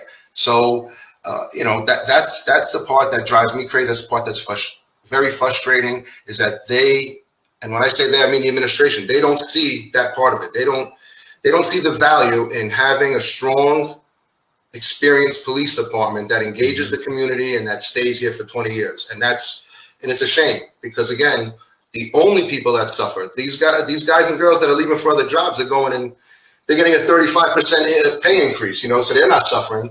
The city of Mount Vernon is suffering. The people in Mount Vernon are suffering. And that's the part that I hope the people here see. And if and I don't want to make this about city politics, but if something isn't done to fix this, then I hope the people see that and see it clearly enough where they put someone in office that'll fix it. I mean, that's. I wanted to add, though, what you just said. Let me just finish. Not only are they leaving to go get more money, I've talked to some of them, and some of those other cities and municipalities, they're dealing with less crime. Oh, a lot less, yeah. And less calls, Right. Because from what I understood we had the chief of police from Peekskill on, which let me just say, in our 8 years, was the only police chief in the Westchester County who came on our show. Wow. First off, so let me just say that. So, and one of the things he said, and this is years ago, he said, I have 5 resumes on my desk right now from Mount Vernon. Of course. You know what I'm saying? It was just like, in the past 3 years, I think we sent 5 cops up there. So, and then he said, a cop from Mount Vernon, a police officer from Mount Vernon is very, not only for the diversity, but because of all the crime and calls that they deal with, 2 to 3, 4 years in Mount Vernon is worth 10 years in any other of those municipalities. So they're welcomed, and they bring them in, and then you get paid $30,000 more or better, and you're dealing with less calls and less crime. You know what I'm saying? And 100%. And I just say that to say, for any of our viewers and people who watch this, might like, why do our cops come here and leave us? You know what I'm saying? Like that I've talked to some cops in other departments, and this is what has been said. So yeah, definitely. All right. So Nick, you said something, and I want to go back. You said that every year the raises are put in the budget, correct? Right. Now, and I'm not gonna. I'm. The mayor took over in 2020, correct? Right? Yeah. 1920. So 2018 and 2019, we're not going to discuss that because that money could be anywhere in Florida. We know it's just. you understand what I'm saying? That money could be anywhere, right? So we're not going to discuss those 2 years. So we're going to take 2020, 2021, 2022, 2023. Now, I work for Westchester County. I negotiated 2 contracts with my union. Mm-hmm. My understanding, maybe Mount Vernon's different, but you could correct me. Every year it's budgeted. Raises are budgeted for every year. Mm-hmm. And if there's no raise that year, you're not giving out the raise, that money is put into the fund balance. Right. So where the hell is the money? Right? Because if so for 2020, 2021, 2022, 2023, that money is supposed to go into the fund balance. Right. For the raises. Now, I always argued as a union person, that money's sitting there and it's also collecting what? Interest. Right? Yeah. So at the end of the day, all you Mount Vernon police officers that's listening and correction officers and all, at the end of the day, we get screwed because they might They're sitting earning interest on that money the whole time while they're waiting to do a contract. They might budget a 3.5 raise, but give you a 2.5, but they still collecting interest. We have always argued that we should get the interest earned. But now, if she's going to offer zeros, then where is the money? Where's the money? That's supposed to be sitting in the fund balance for the raises. Exactly. And look, the excuse of the former controller can only go so far as I'm concerned, because, looking at all these reports, I don't, she might have done things that she wasn't supposed to do, but I don't think that money, she didn't send the money to accounts, to Swiss bank accounts. She was paying bills improperly. She was paying other money owed to the city improperly, but the books still should have balanced at some point, right? You collect the taxes, you pay out the bills, and the money should still be left over. The biggest question is, where is the money? Where is the money over the past, 3 or 4 years? I have no idea. Let me ask you a question. So I know, have you, and we're going to have him on the show soon, the current controller. Mm-hmm. I wanted to give him time to go through everything. You know what I'm saying? Right. So he could report to the community what we have, what deficit we in, what kind of whatever, what state we're in. I know you mentioned just now the former controller. Have you been in touch at all, or any communication with the current controller about that money? And I also want to say, too, the residents who will watch this and are watching this, every year there is a budget town hall, and this needs to be asked. Oh yeah. And this needs to be brought up during that time to our elected officials. Where is this money? This is your money. This is your taxpayer money. You need to be asking these questions when they have these kind of town halls for the budget. But go ahead. Yeah, I have been in touch with Comptroller Morton. I haven't asked specifically about that money in the fund balance. I mean, we have in a few PBA meetings when he attended, but at that point in time, he was still trying to make heads or tails of, I guess, the mess that was left in his lap. But, Comptroller Morton has always been very, he answers us right away. He gets us the answers we need most of the time. And he's been night and day difference, helpful to us as opposed to the former comptroller. As far as that money that should be in the fund balance every year for raises, there's no answer. Right. And let me make this clear. This is just not the comptroller and the mayor's issue. This is the city council issue. Of course.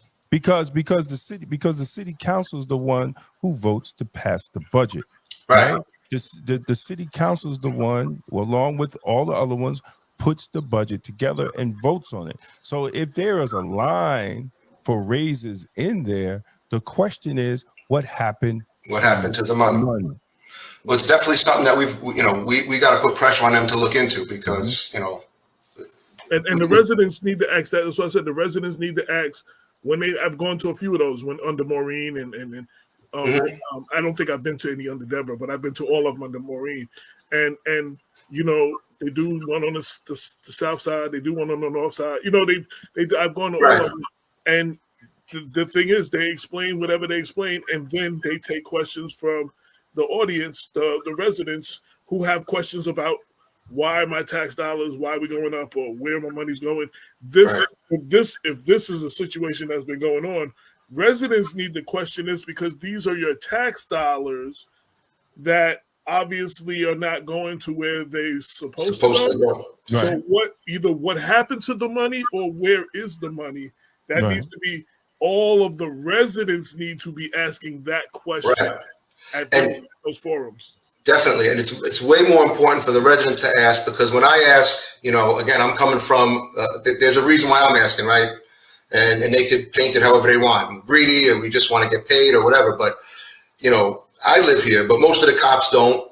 But residents are voters in Mount Vernon, and those are the people that need to ask the questions, because they have to answer you. All of the politicians do. The council, the comptroller, the mayor, they have to give you an answer to the residents of Mount Vernon, because you're the ones that are putting them in office. And I hope a lot of them do come out and ask, because that's the only time that the elected officials in this city seem to care about anything, is when the voters are asking the questions. You understand what I'm saying? Because they don't want to hear, they don't care what the cops that live all over Westchester County think. But when the residents come out and they ask tough questions and they demand answers, they have to provide the answers, because those are the people that vote. I want to make this clear for all of those that run, go tell that and never do it correctly. This is not specifically about Sean Patterson Howard, what I just said. These questions have been asked. They've been talking about where the money is for under Ernie, where the hell all that money was under Rich. There's been a whole lot. So this is not just a thing.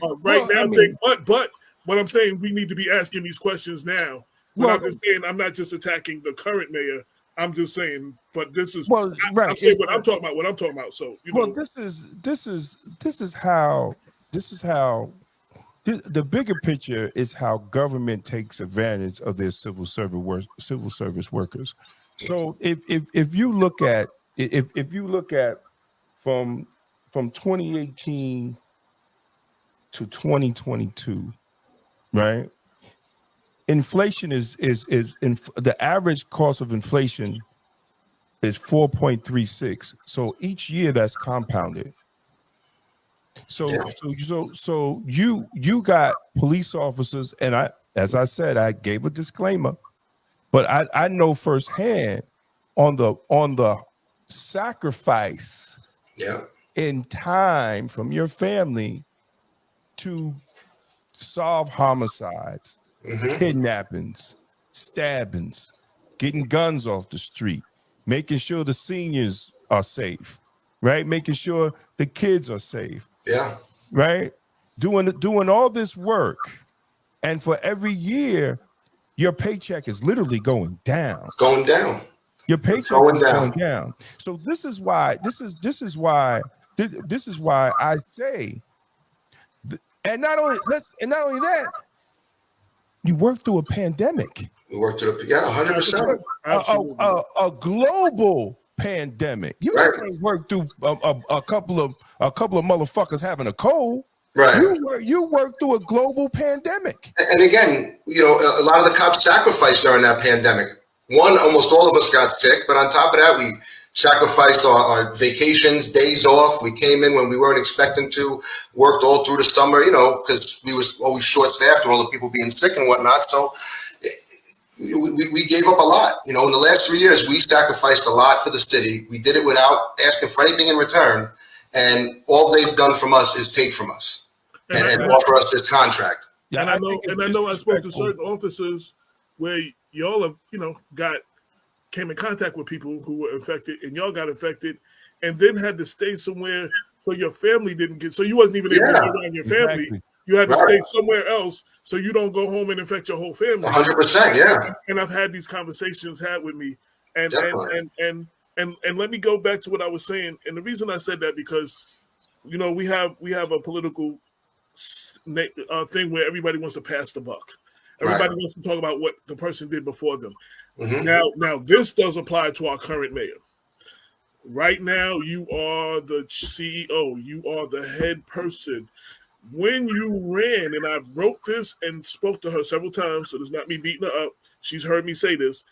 You told the voters that you, like Joe Biden ran on the national level, could bring us back to some sort of normalcy. Right. I understand. I got to give you the pandemic. You signed in 2020. A couple of months after that, you had a once in a lifetime pandemic. A lot of people, that would have rocked a lot of people. I got that. Right. But at some point, people are looking for results. Not what Andre did, not what Richard did, not what Ernie did, but what are you going to do? And I say that again. It goes back to my editorial. What is the plan? Right. For Mount Vernon. You understand what I'm saying? I get it. A lot of nice words are said on social media, a lot of things, but what is the plan? Because you were also the unofficial chief of staff under Richard Thomas, so you kind of knew what it was that you were signing up for, right? And you signed up for this. Yep. So at this point, we can't, we can't. You can't be victim and victor. You won the race. You can't be the victim. People are looking for you now. Right. Live up on the promises that you made in your campaign and to carry them out. And safety is an issue nationwide. Now, one of the things I talked to her, she said, well, the bail reform, y'all arrest people, but you can't hold them no more. What the hell that got to do anything? Wait. But I just want to, so we're having a two-sided conversation. I had this conversation with her. I'm just telling you what she said. Right. You know what I'm saying? I'm just asking. Right. I understand. But so she was saying things like that. But what are you going to do? And the reason, one of the things I said in the editorial, you all watch sports. At some point, the referees start calling games like they never called them before and call fouls where they never called fouls before. The coach has to adapt to what the refs are calling and implement plays to navigate through that. You understand what I'm saying? So if we have these things and you are the head person, you now have to navigate through whatever is being thrown at you. Definitely. And if those things are, so those are the situations. What are you going to do about it? And I say that about our missing in action police commissioner, who, and I'm going to be, and this is me talking. Damon and I have talked to Glenn Scott till we were blue in the face for several hours and hours and hours and hours, especially in the beginning.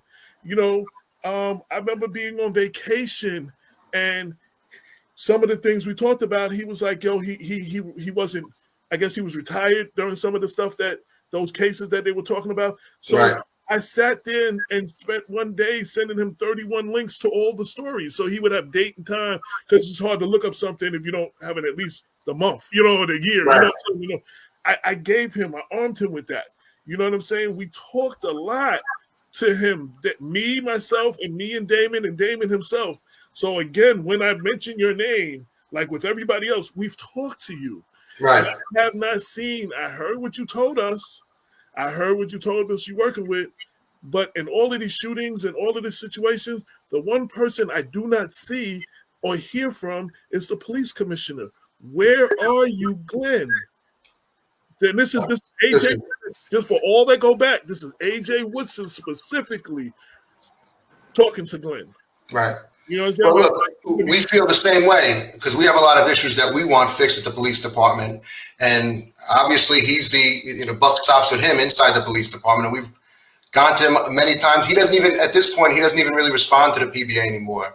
He refers us to the city's attorneys whenever we ask anything, even if it's a scheduling issue.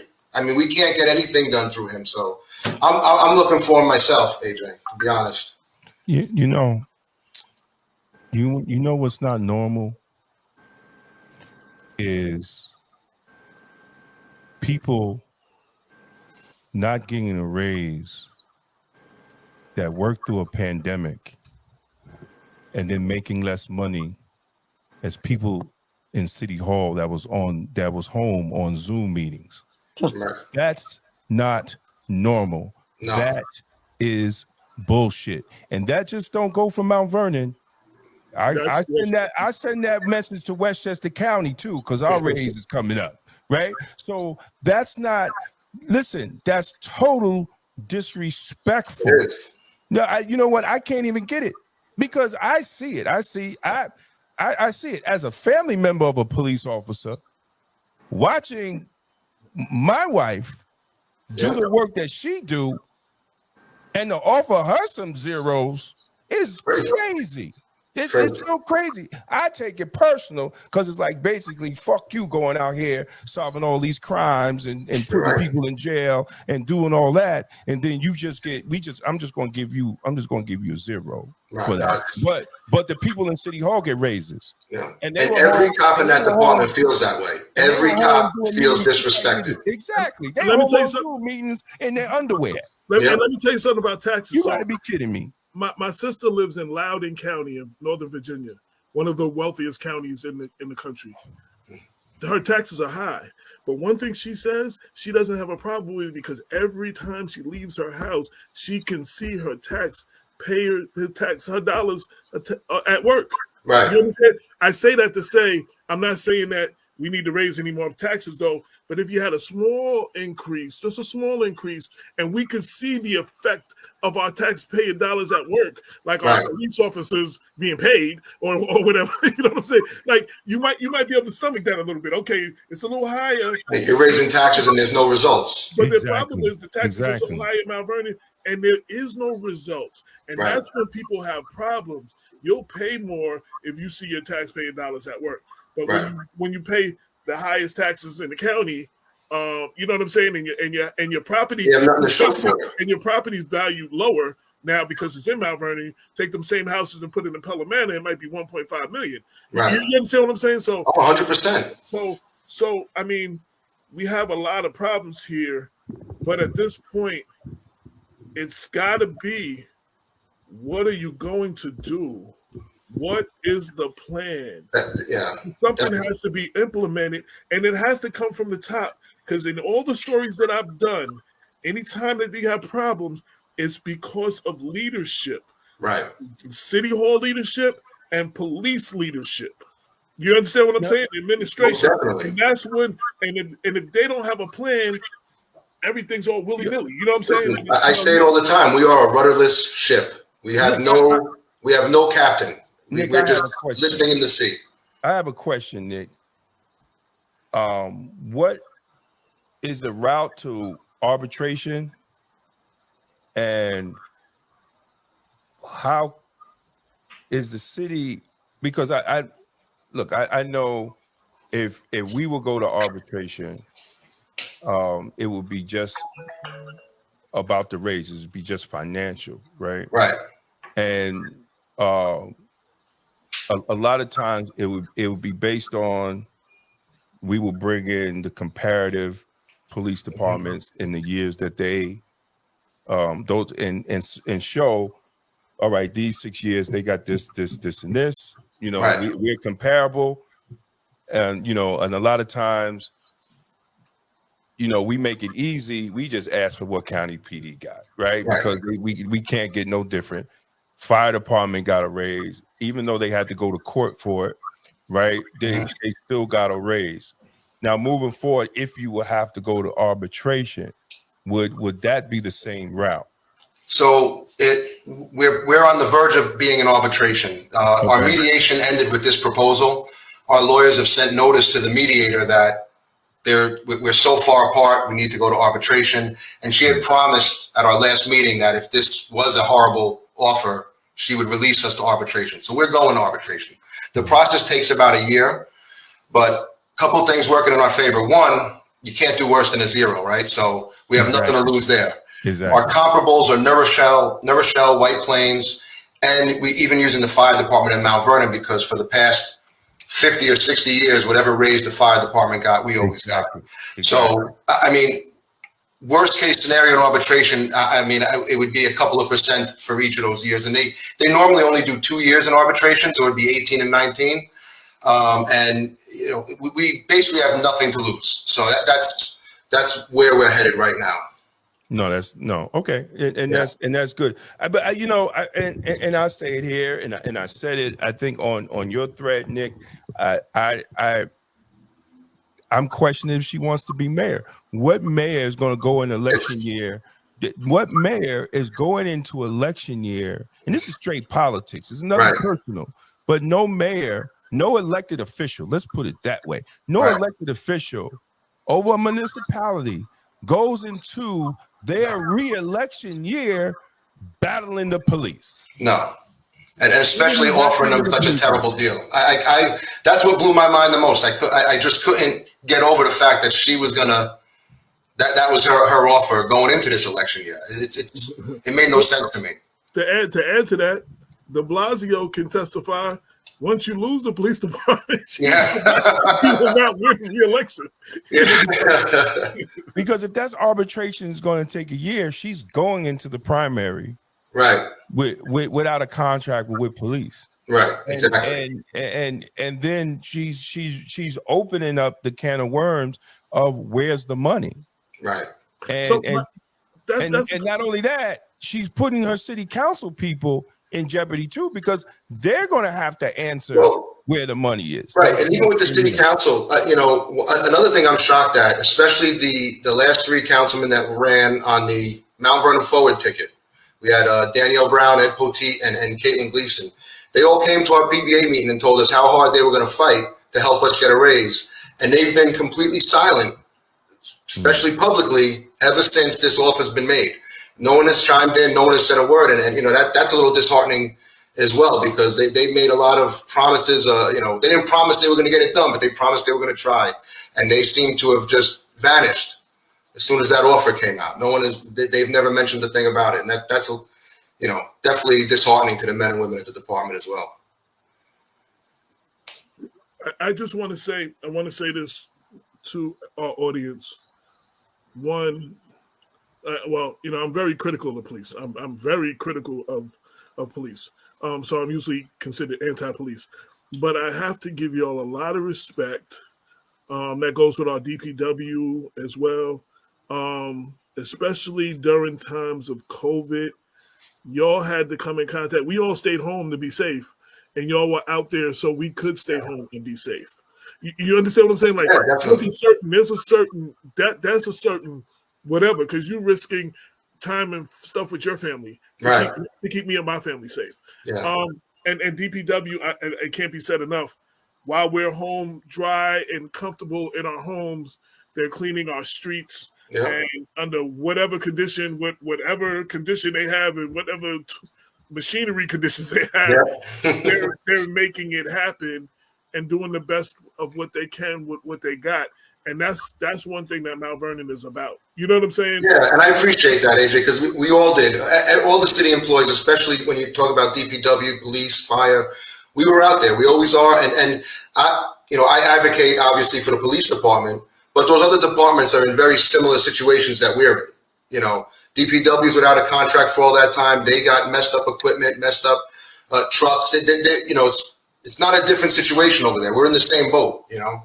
So I want to say I want to continue to say, so during COVID, you know, at certain times we sat in front of a house when you came by and beat the horns and clapped and went to our windows and made noise and all that stuff to show that we support you. So for the residents of Mount Vernon, if you truly support our police department and our DPW department, I hope that you're listening to some of the things that are being said here. You do your homework, you look into it, but then you also ask the questions of those who create the budget. Where is your money? Your money, your tax-paying dollars. Definitely. That's what you're paying taxes on the stuff. Where is your money if it's not being if a raise is budgeted every year? From what I understand, and that all of y'all are saying, if a raise is budgeted, but in all these years you didn't get a raise, including next year, and you already know next year you're not going to get a raise. That has to be that has to be insult to injury. Like you already know next year. Like there's no chance next year this is no raise. Right. But so if it's budgeted every year, where did the money go? Where is it? And why isn't it being used for that purpose? And I think that should be something that every homeowner, every taxpayer, every resident of Mount Vernon needs to go and ask at city council meetings, needs to go to those budget meetings and needs to ask because, you know, asking us at Black Westchester, I can't answer that question either. Y'all need to ask the people that are in the room where it happens, that make the decisions that you voted for, who can't be there without your vote, whose salaries your taxpayer, your dollars paid. You understand what I'm saying? That is your right. AJ, and it's just crazy. Lisa, you gonna say something?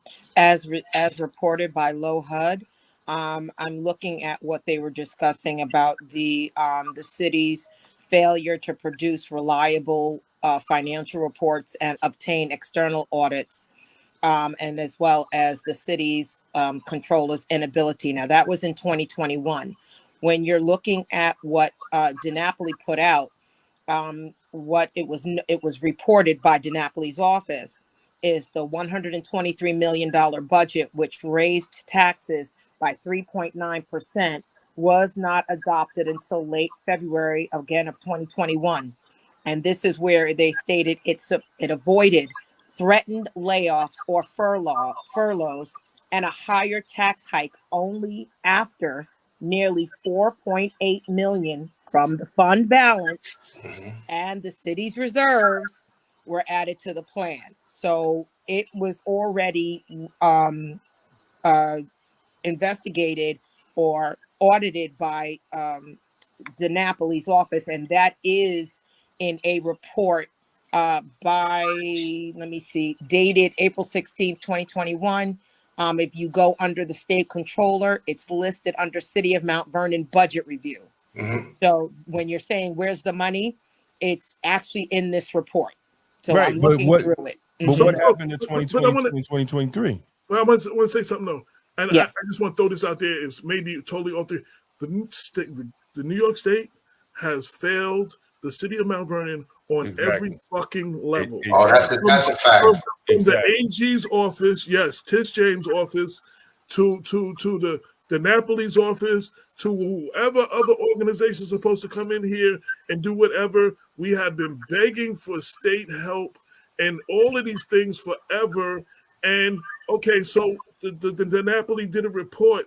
What happens if they don't do what's in the report?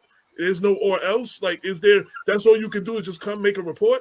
Like, is that what your job is? Like, you know what I'm saying? Like, what happens when the report it doesn't get? You mean when they don't follow the key recommendations that are listed right here? Right. What's the consequences?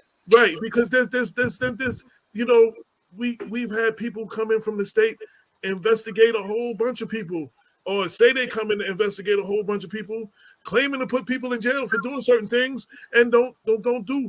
I mean, you know, not to make this about Richard. Richard Thomas got a smack on the wrist because he got no for real. I wrote about this. It's in the book. I mean, it's in the paper. Yo, he got a smack on the wrist.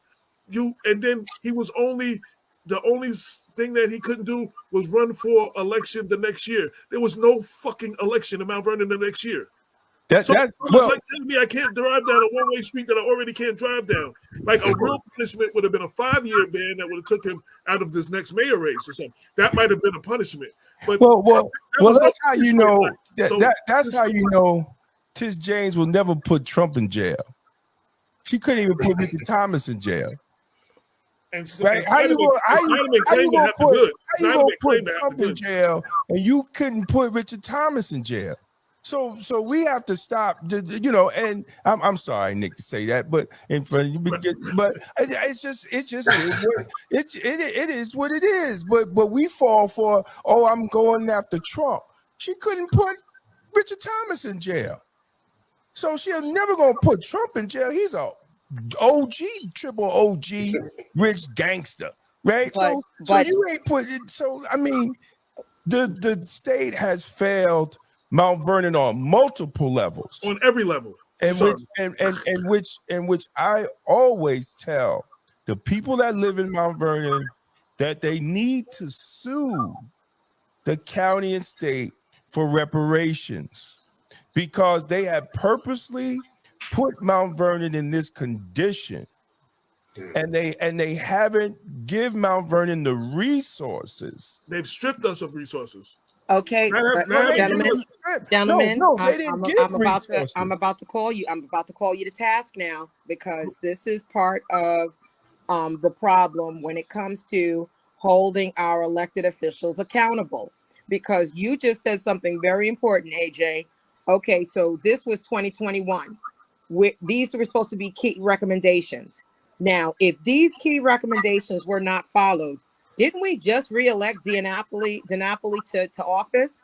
Who did not hold him accountable for these key recommendations? And we had reelected Tish James too.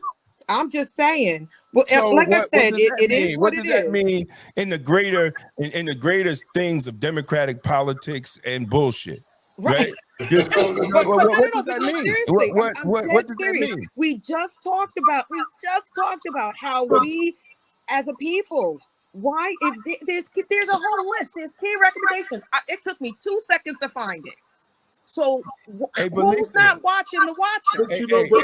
But this goes on throughout Westchester. It's not even just our state. We got people like the mayor of White Plains who they keep reelected, and black people don't understand that the disrespect to the death of Kenneth Chamberlain, that they never even want to apologize for what the officers did.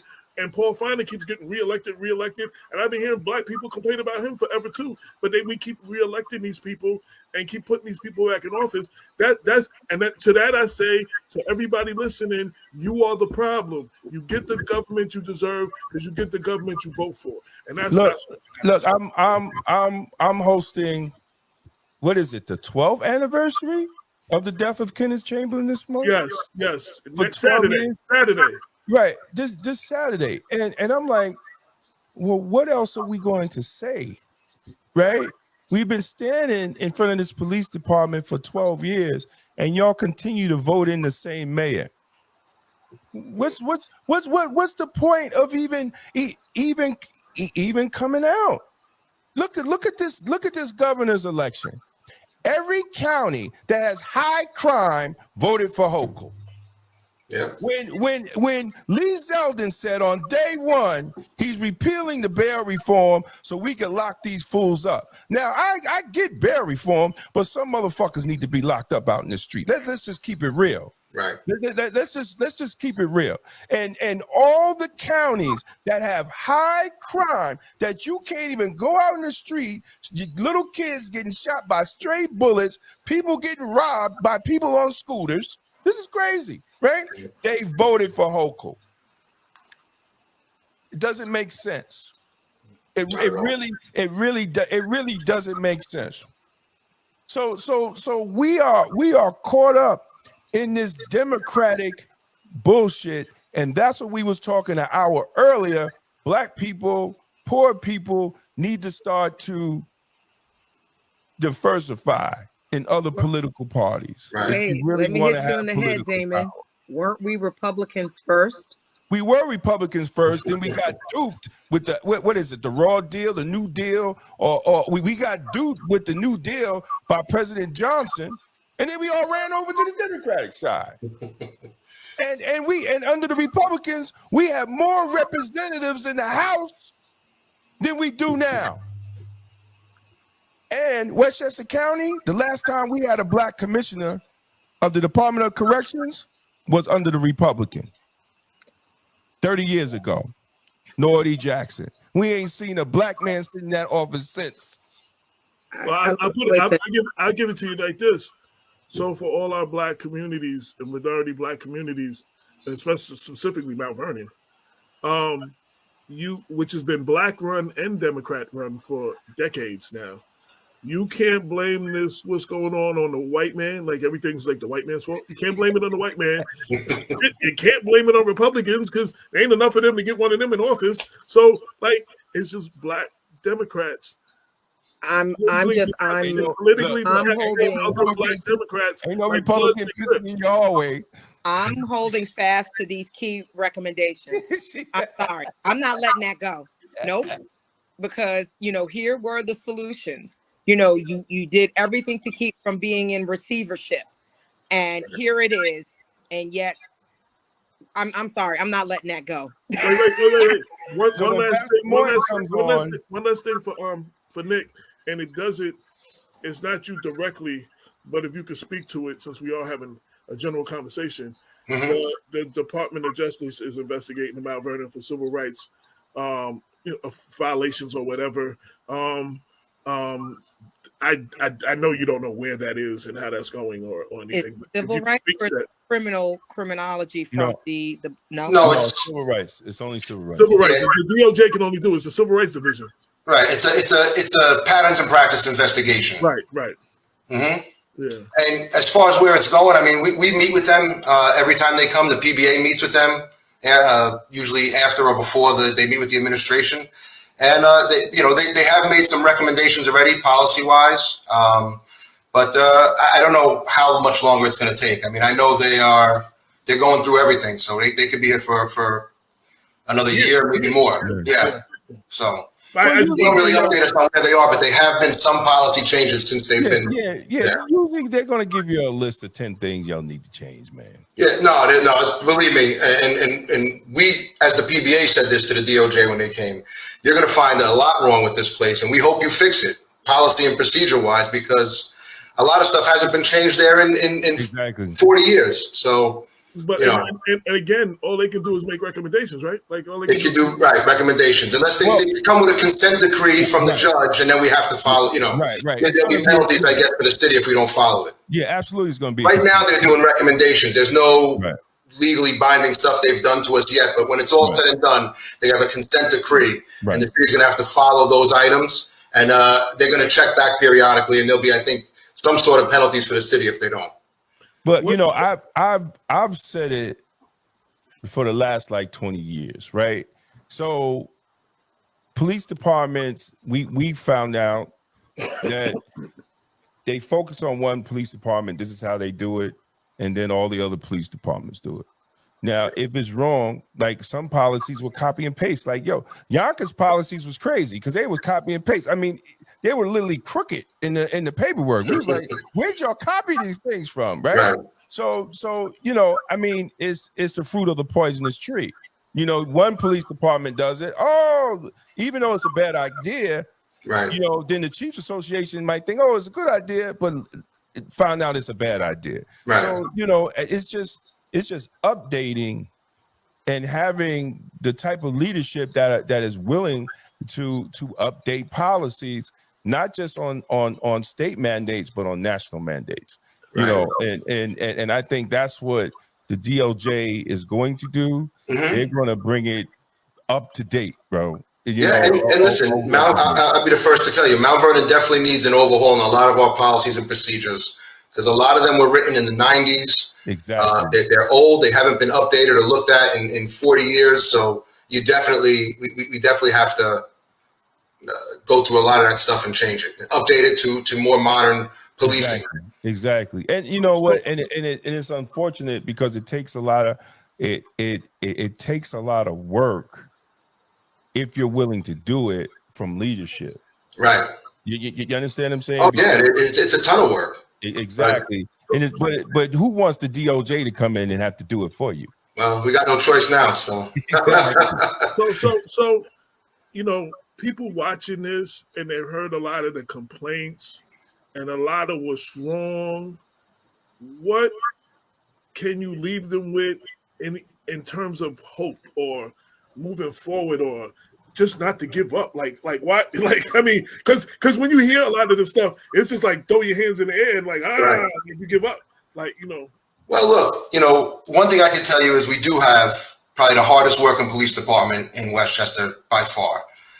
Our guys come in there, they learn fast, and they really do care. As disenfranchised as we are, as brokenhearted as we are with this proposal and a lot of the stuff that goes on there, they come in every day. We've gotten a record amount of guns off the street this year. We've managed to do so much more with less. So someday this place is going to get back in order. We're probably going to get paid, and we're going to be doing the same work with the right equipment and the right amount of manpower, and it's going to be light years better than you can ever imagine it. I'm confident of that. I'm not leaving or retiring until it's fixed. So they're going to have to deal with me until it's done. So for any major churches, neighborhood organizations, or whatever who would like to meet with the PBA to find out, because right now you hear it's a bunch of white noise. This side is saying this, this side is saying this, and a lot of times the voters just don't know what to believe. So for any major organization that may want to reach out and hear from you directly, how do they reach you? Website or something? So you get. I'm on Facebook and Instagram. You can reach me through my personal or the PBA. My email is really easy, nick@nickmastro.com. Doesn't get much easier than that. And on the PBA website, just Google Mount Vernon Police Association. We have a contact form. I'm willing to meet with anybody, especially the churches or any community groups. If it's not me, someone else from the PBA will come out. We'll meet with you. We can hear your concerns, and whatever we can do to make things better for you, we'll definitely try. And hopefully we can work together to fix the broken department that we have right now. And last words, I want to give you an opportunity. Not that you need it because you've been doing it, to address the administration. Well, I mean, listen, I always get along with Mayor Sean Patterson Howard. I've been hard on her lately. If I could say one thing to her, I'd say, please, think this through. You can't move forward in this city without a strong police department that believes in your mission. We got to be partners in this thing, and right now we don't feel like partners. So if I could send her one message, I hope she hears that. Damon, any last words for Nick? Nick, keep doing what you're doing. For those who feel that he's stirring up the pot too much, he's no. They have no understanding what a union president is about and what a union president is supposed to do. And I recommend all Mount Vernon police officers that are watching. I recommend all law enforcement officers that are watching.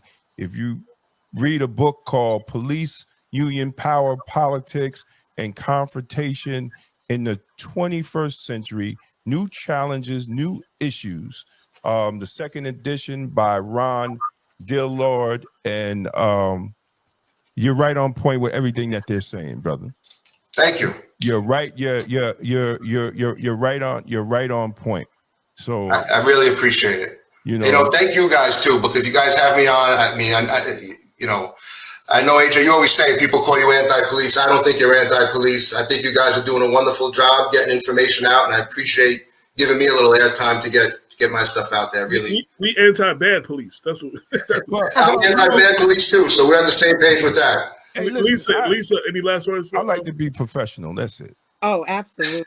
Go ahead, David. And in full transparency, I'm a badge bunny. I'm married to a federal cop. I get it, so, but I'm not letting this go. For my community activists, call the local government and school accountability contact information. You are going to call 518-474-4037, or you're going to email DiNapoli at localgov, LOCALGOV, at osc.newyork.gov. And that is the Office of the State Comptroller. I'm telling you, the key recommendations are there.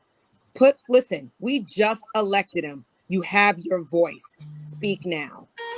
Can you send me the links to all that when we get off the air? Yeah, Okay. and Morton, the controller, these are great questions for him to come up when he comes on the show. We're gonna get him on very soon. I just seen him recently, and he said he just had one more thing to do. That was a couple weeks ago. Right, and I'm definitely going to ask him: has moving to rotating shifts from steady shifts saved the city money? Absolutely not. We already know the queen, right? but that's a question that we're going to ask the controller, and we need him to be honest on it. Has money been saved? You know, absolutely not. From moving. That was a spiteful, vindictive move that the city did, the commissioner did. That was strictly against the PBA, and he thought it was going to turn people against me, and I think it blew up in his face. But you know, I want to say one thing in closing too. When we first started, a lot of my interaction with PBA presidents was Pat Lynch, so I really didn't have a whole lot of respect as a whole because of Pat Lynch.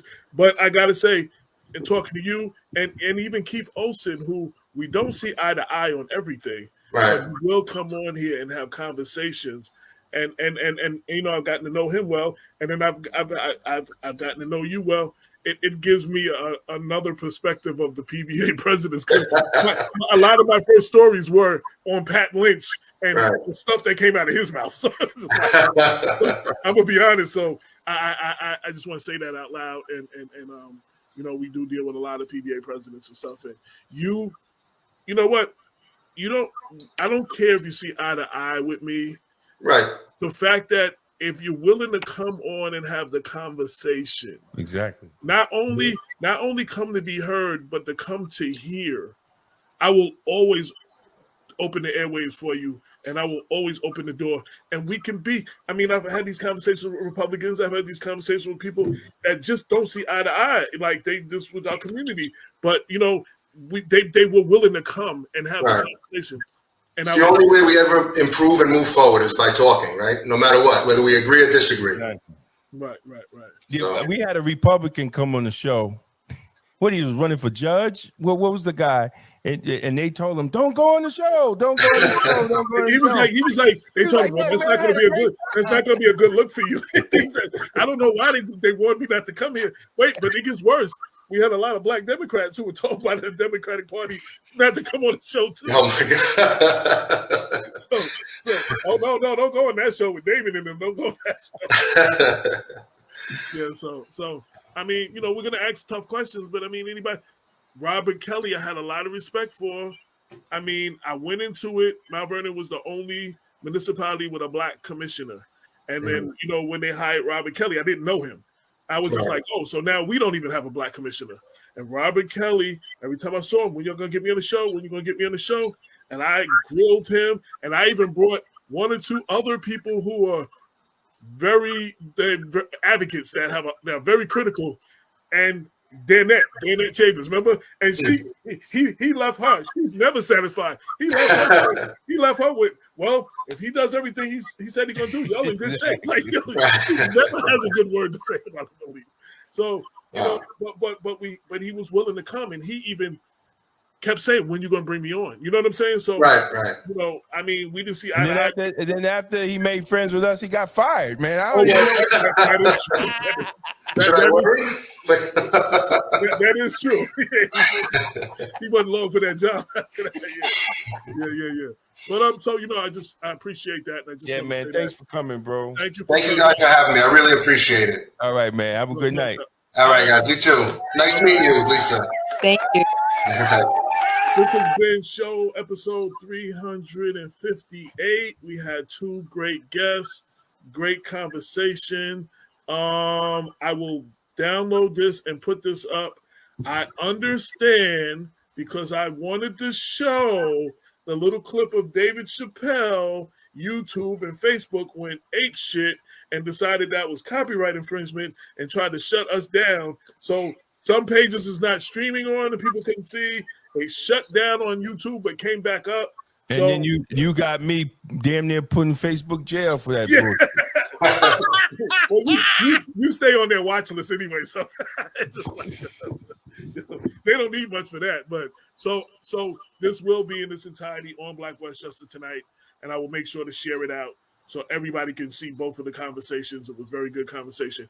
Thank you, and Rabbi. Say his whole name, Damon, because I only know Rabbi Halevi. You say the rabbi's name. Say his name. Cohen. Yeah, no, say his whole name. You wrote it down. I know him as Cohen. Rabbi Cohen Halevi. Okay, you wrote. It was a lot more words than that. You wrote his name. Rabbi Cohen Halevi. Okay, I just said Halevi. That's all I knew. So I want to thank him for coming from and from Africa. From Africa. Like I think that's very important. That y'all be like he was from Ghana. He's physically in Ghana, and that's a conversation that could have went on and been a whole show. But it's like 1 o'clock when he got off. It's like 1 o'clock in the morning there. Yeah.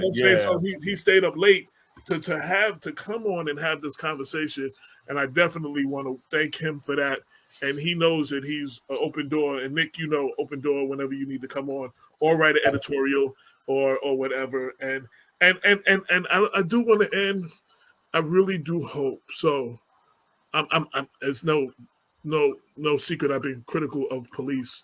I've also been critical of elected officials, but I really hope that the powers to be, the elected officials, the ones who make the decisions, and the PBA, at some point that they can come and the conversation can go and they can get this right, because regardless, like we're not the city wins at the like whatever going on, no matter who is, the city is the losers here. The residents are the losers, and all of this, whether it really is no money, whether it's political, whether it's whatever it is, you know what I'm saying?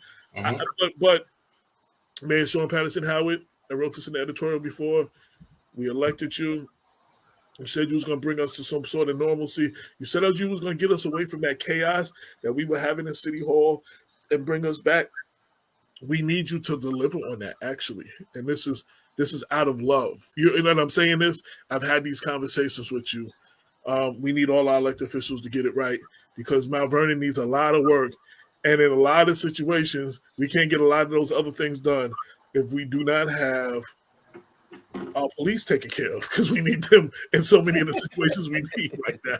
And I say that from somebody who I said lives a half a block from 4th Street Playground. I live right here, and I was on the show one night and I heard the bullets go. I was like, hey, while I was on the show. So I say that as a jest, but we need y'all to get it right. I mean, and I hope y'all just do what's best for the people. I mean, I understand not having money, but then I also understand real talk from, being I had a family, I'm a father.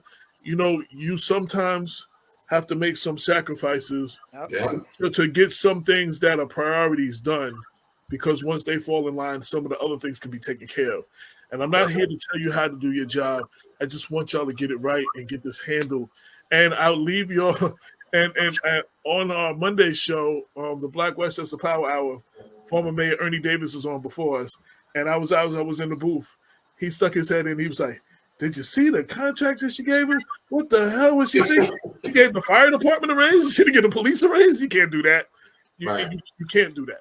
You know what I'm saying? I say that joke, but you can't do that. And we need our DPW taken care of too. Definitely. Our hardworking DPW. We need all the city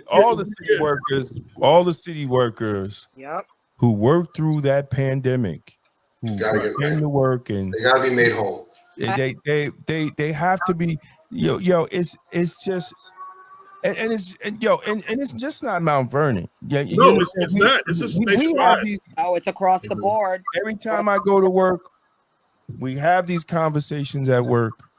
County PD got a 3.223. Yeah. But for 2019 and 2020 I think they took 2s. But and we didn't understand it. Why? But I think that was because they didn't change their benefits. And you got to give and take, right? I get that. I get that. They could have made them take the benefits that the other union had because they got a little better benefits, and they didn't change it, and that's probably where the 2s came in. But at the end, huh? But this I never asked. So when you look at the years 2018, 2019, 2020, 21, 22, 23, all of those say 0. What makes me think that you're going to, because you have no money. So where the hell is the money coming for the 7 and 7 for 24? We asked that same question. No, We asked seriously, that very same question. And I'm not trying to be funny though. Like, are you just making an empty promise that you can't? And if she doesn't win, if she doesn't win, she leaves. It's somebody else's problem. But that's that. Listen, now everybody's stupid, right? Right. Everybody sees it, because if she doesn't win, it's not her problem. Not her issue, yeah. And that's why I question, does she want to win? Because why would you put yourself in the position after you get reelected to give a 7% raise? Number one, 32 years. I've been around for 32 years. I ain't never fucking heard of nobody getting a 7% raise. Right. Never. For the most. For the most. Yep. But a 7% raise? Man, shit. Unbelievable. That's why I have to question it. I don't care who's watching. I really don't think she won it, because that doesn't make sense. It doesn't make sense at all. And it is what it is, and it's not attacking. It's just looking at it as someone who been a union delegate for 13 years, who been in all the committees for COBA, who negotiated 2 contracts. One of the contracts made us in the 90s made us the highest paid in Westchester County. So the whole thing is, it does not make sense. Yeah. Damon, you also said something very important. I just want to make sure that this is a public announcement that everybody's aware of, because you said something important, working during COVID. And just exactly. A little PSA, anyone that contracted COVID, if they were in the workforce, please, for the love of God, file a New York State workers' compensation claim for COVID. We don't know if this is the new 9/11 disease. We don't know. We don't know how many people have long haulers issues. So please go on the New York State, Google it, New York State workers' compensation. You file a C3, and then when I say let the chips fall where they may, they can contact me in my office if they need help trying to file a claim, because that's so important. Again, just to make sure that you have those benefits. And the benefits, because you do not know what's happening from this. We're still in the middle of it. And if you contract COVID from your job, and you feel that it was in your work environment, go on the New York State Workers' Comp Board site and file a C3. I think everybody should do it. Some municipalities, work well with their employees throughout COVID with contact tracing and making sure people went home if they were around other employees that had it. But I'm on the record. My job treated us like shit, right? So I'm on the record for that. And they sure did, sweetheart. I testify to that one. And I really don't care. But that's going to come back and bite them in the ass too. But at the end of the day, man, the sacrifices of first responders, of support staff, of all those workers that had to come out and be outside, and we in the jail. It ain't a lot of circulation. We just stopped wearing masks like a month ago. right? We still had to wear masks in jail. And sometimes, to be honest with you, depending on the housing area, I still wear masks, right? Because you never know. We just had 2 blocks on quarantine and 1 block closed for COVID. Wow. We just had it. So it's still here.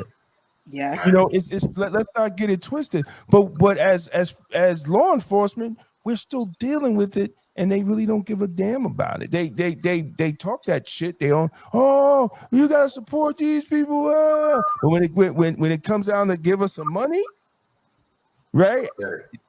They ain't got it for us, and that's sad, man, and that's sad. You know, I hope one day all the firemen and police and corrections and court officers all get together and start voting these motherfuckers out, because that's what really needs to happen, because they take all these occupations, you know, that are part of public safety, even support staff. They take that shit for granted. They take it for granted. So one day it needs to be a real coalition of civil service workers. Now, and I ain't got nothing against the Working Families Party, but y'all ain't about what I'm talking about, right? So, you know, we need, man, sooner or later it's going to have to happen, you know, because you can't, you look what they're doing now to the new officers. They can't even put overtime in their pension. So if you ain't giving a raise, right, your overtime gonna be shit. And you're gonna do 20 years and you can't, and you're gonna retire and can't even stay in New York. No. And that's further hurting the Mount Vernon cops, because we make so little they have to leave for that pension. Exactly. There you go. Exactly. If you topping off 90 something, you know, and you ain't got no overtime in it, yo, what you gonna turn around $45,000 a year? What $45,000 gonna do? You can't even move somewhere and live off that. You gotta work. Exactly. But these politicians don't get it. These state officials, they don't get it. I was talking to Abernathy one day, and he said, yeah, you see what we did? We lowered to be vested in the retirement. And I said, well, when what's that going to do? They don't mean shit. I said, you should have put overtime back in the pension. Right. That means something. And that's why he lost in the primary. So, No, that's the. So I say that to say this is a little overtime. We went over. Yeah, we went overtime, man. This is Black Westchester overtime. So I want to thank everybody for tuning in. Y'all could be doing anything else right now, but you decided to ride with us. This has been Black Westchester Presents the People Before Politics radio show, episode 358. We will be approaching our winter hiatus very, very shortly, which I am looking forward to. Some weeks off. I'm looking forward to it. Yes. Also, check me on Race Talk Revolutions Wednesday, 12 noon to 1:30 with Lane Cobb, Reverend Lane Cobb. With that, go ahead, Damon. You're muted. Are you muted? Yes, I am. Hello. Yes. If people have nothing to do, especially the people in Mount Vernon, they need to show up to Westchester County building tomorrow about this menthol ban. Right? It's really going to affect public safety. It's going to increase the black market sales in New York, which is going to make the police work harder. They say police are not involved in the ban in inspecting these bodegas and these shops to make sure that they're not selling menthol cigarettes. I don't believe that's going to be true because they haven't talked to any law enforcement organization, the DA's office. They haven't talked to the Chiefs Association about this, and they received a letter from a retired ATF agent, which told them this is a bad idea. So they're having their first public hearing. Instead of having hearings throughout Westchester about this, they're having their first public hearing tomorrow at the county office building at 7 p.m. So this is not promoting smoking. This is just saying because 80% of black people smoke menthol, 80% of white people smoke non-menthol. We're saying just if you're not going to ban both, then don't ban them all, because it's not about menthol that's addictive, it's the nicotine. That's so right. so we're just asking people to come out and tell these people, if you want to worry about black people's health, make sure Mount Vernon have a full hospital. Let's start there. Let's start having a full-fledged hospital for the people in Mount Vernon, and use that tax money from the cigarettes to help the hospital grow. So it's 7 p.m. at the Westchester County building at the county legislator's office. Please come out. Also tomorrow, Westchester Crime Stoppers is having a press conference tomorrow, 10 a.m. at City Hall, announcing an award, a reward for information leading to arrest and indictment of a cold case in Mount Vernon or something. That you'll see all that at the press conference tomorrow. The Westchester Crime Stoppers, 10 a.m. tomorrow in front of City Hall. With that, until next week, we are out. Thank you. Peace. See you soon. Peace. Bye-bye. Thank you. You are now tuned into the People Before Politics radio show, brought to you by the good folks at Black Westchester. Black Westchester.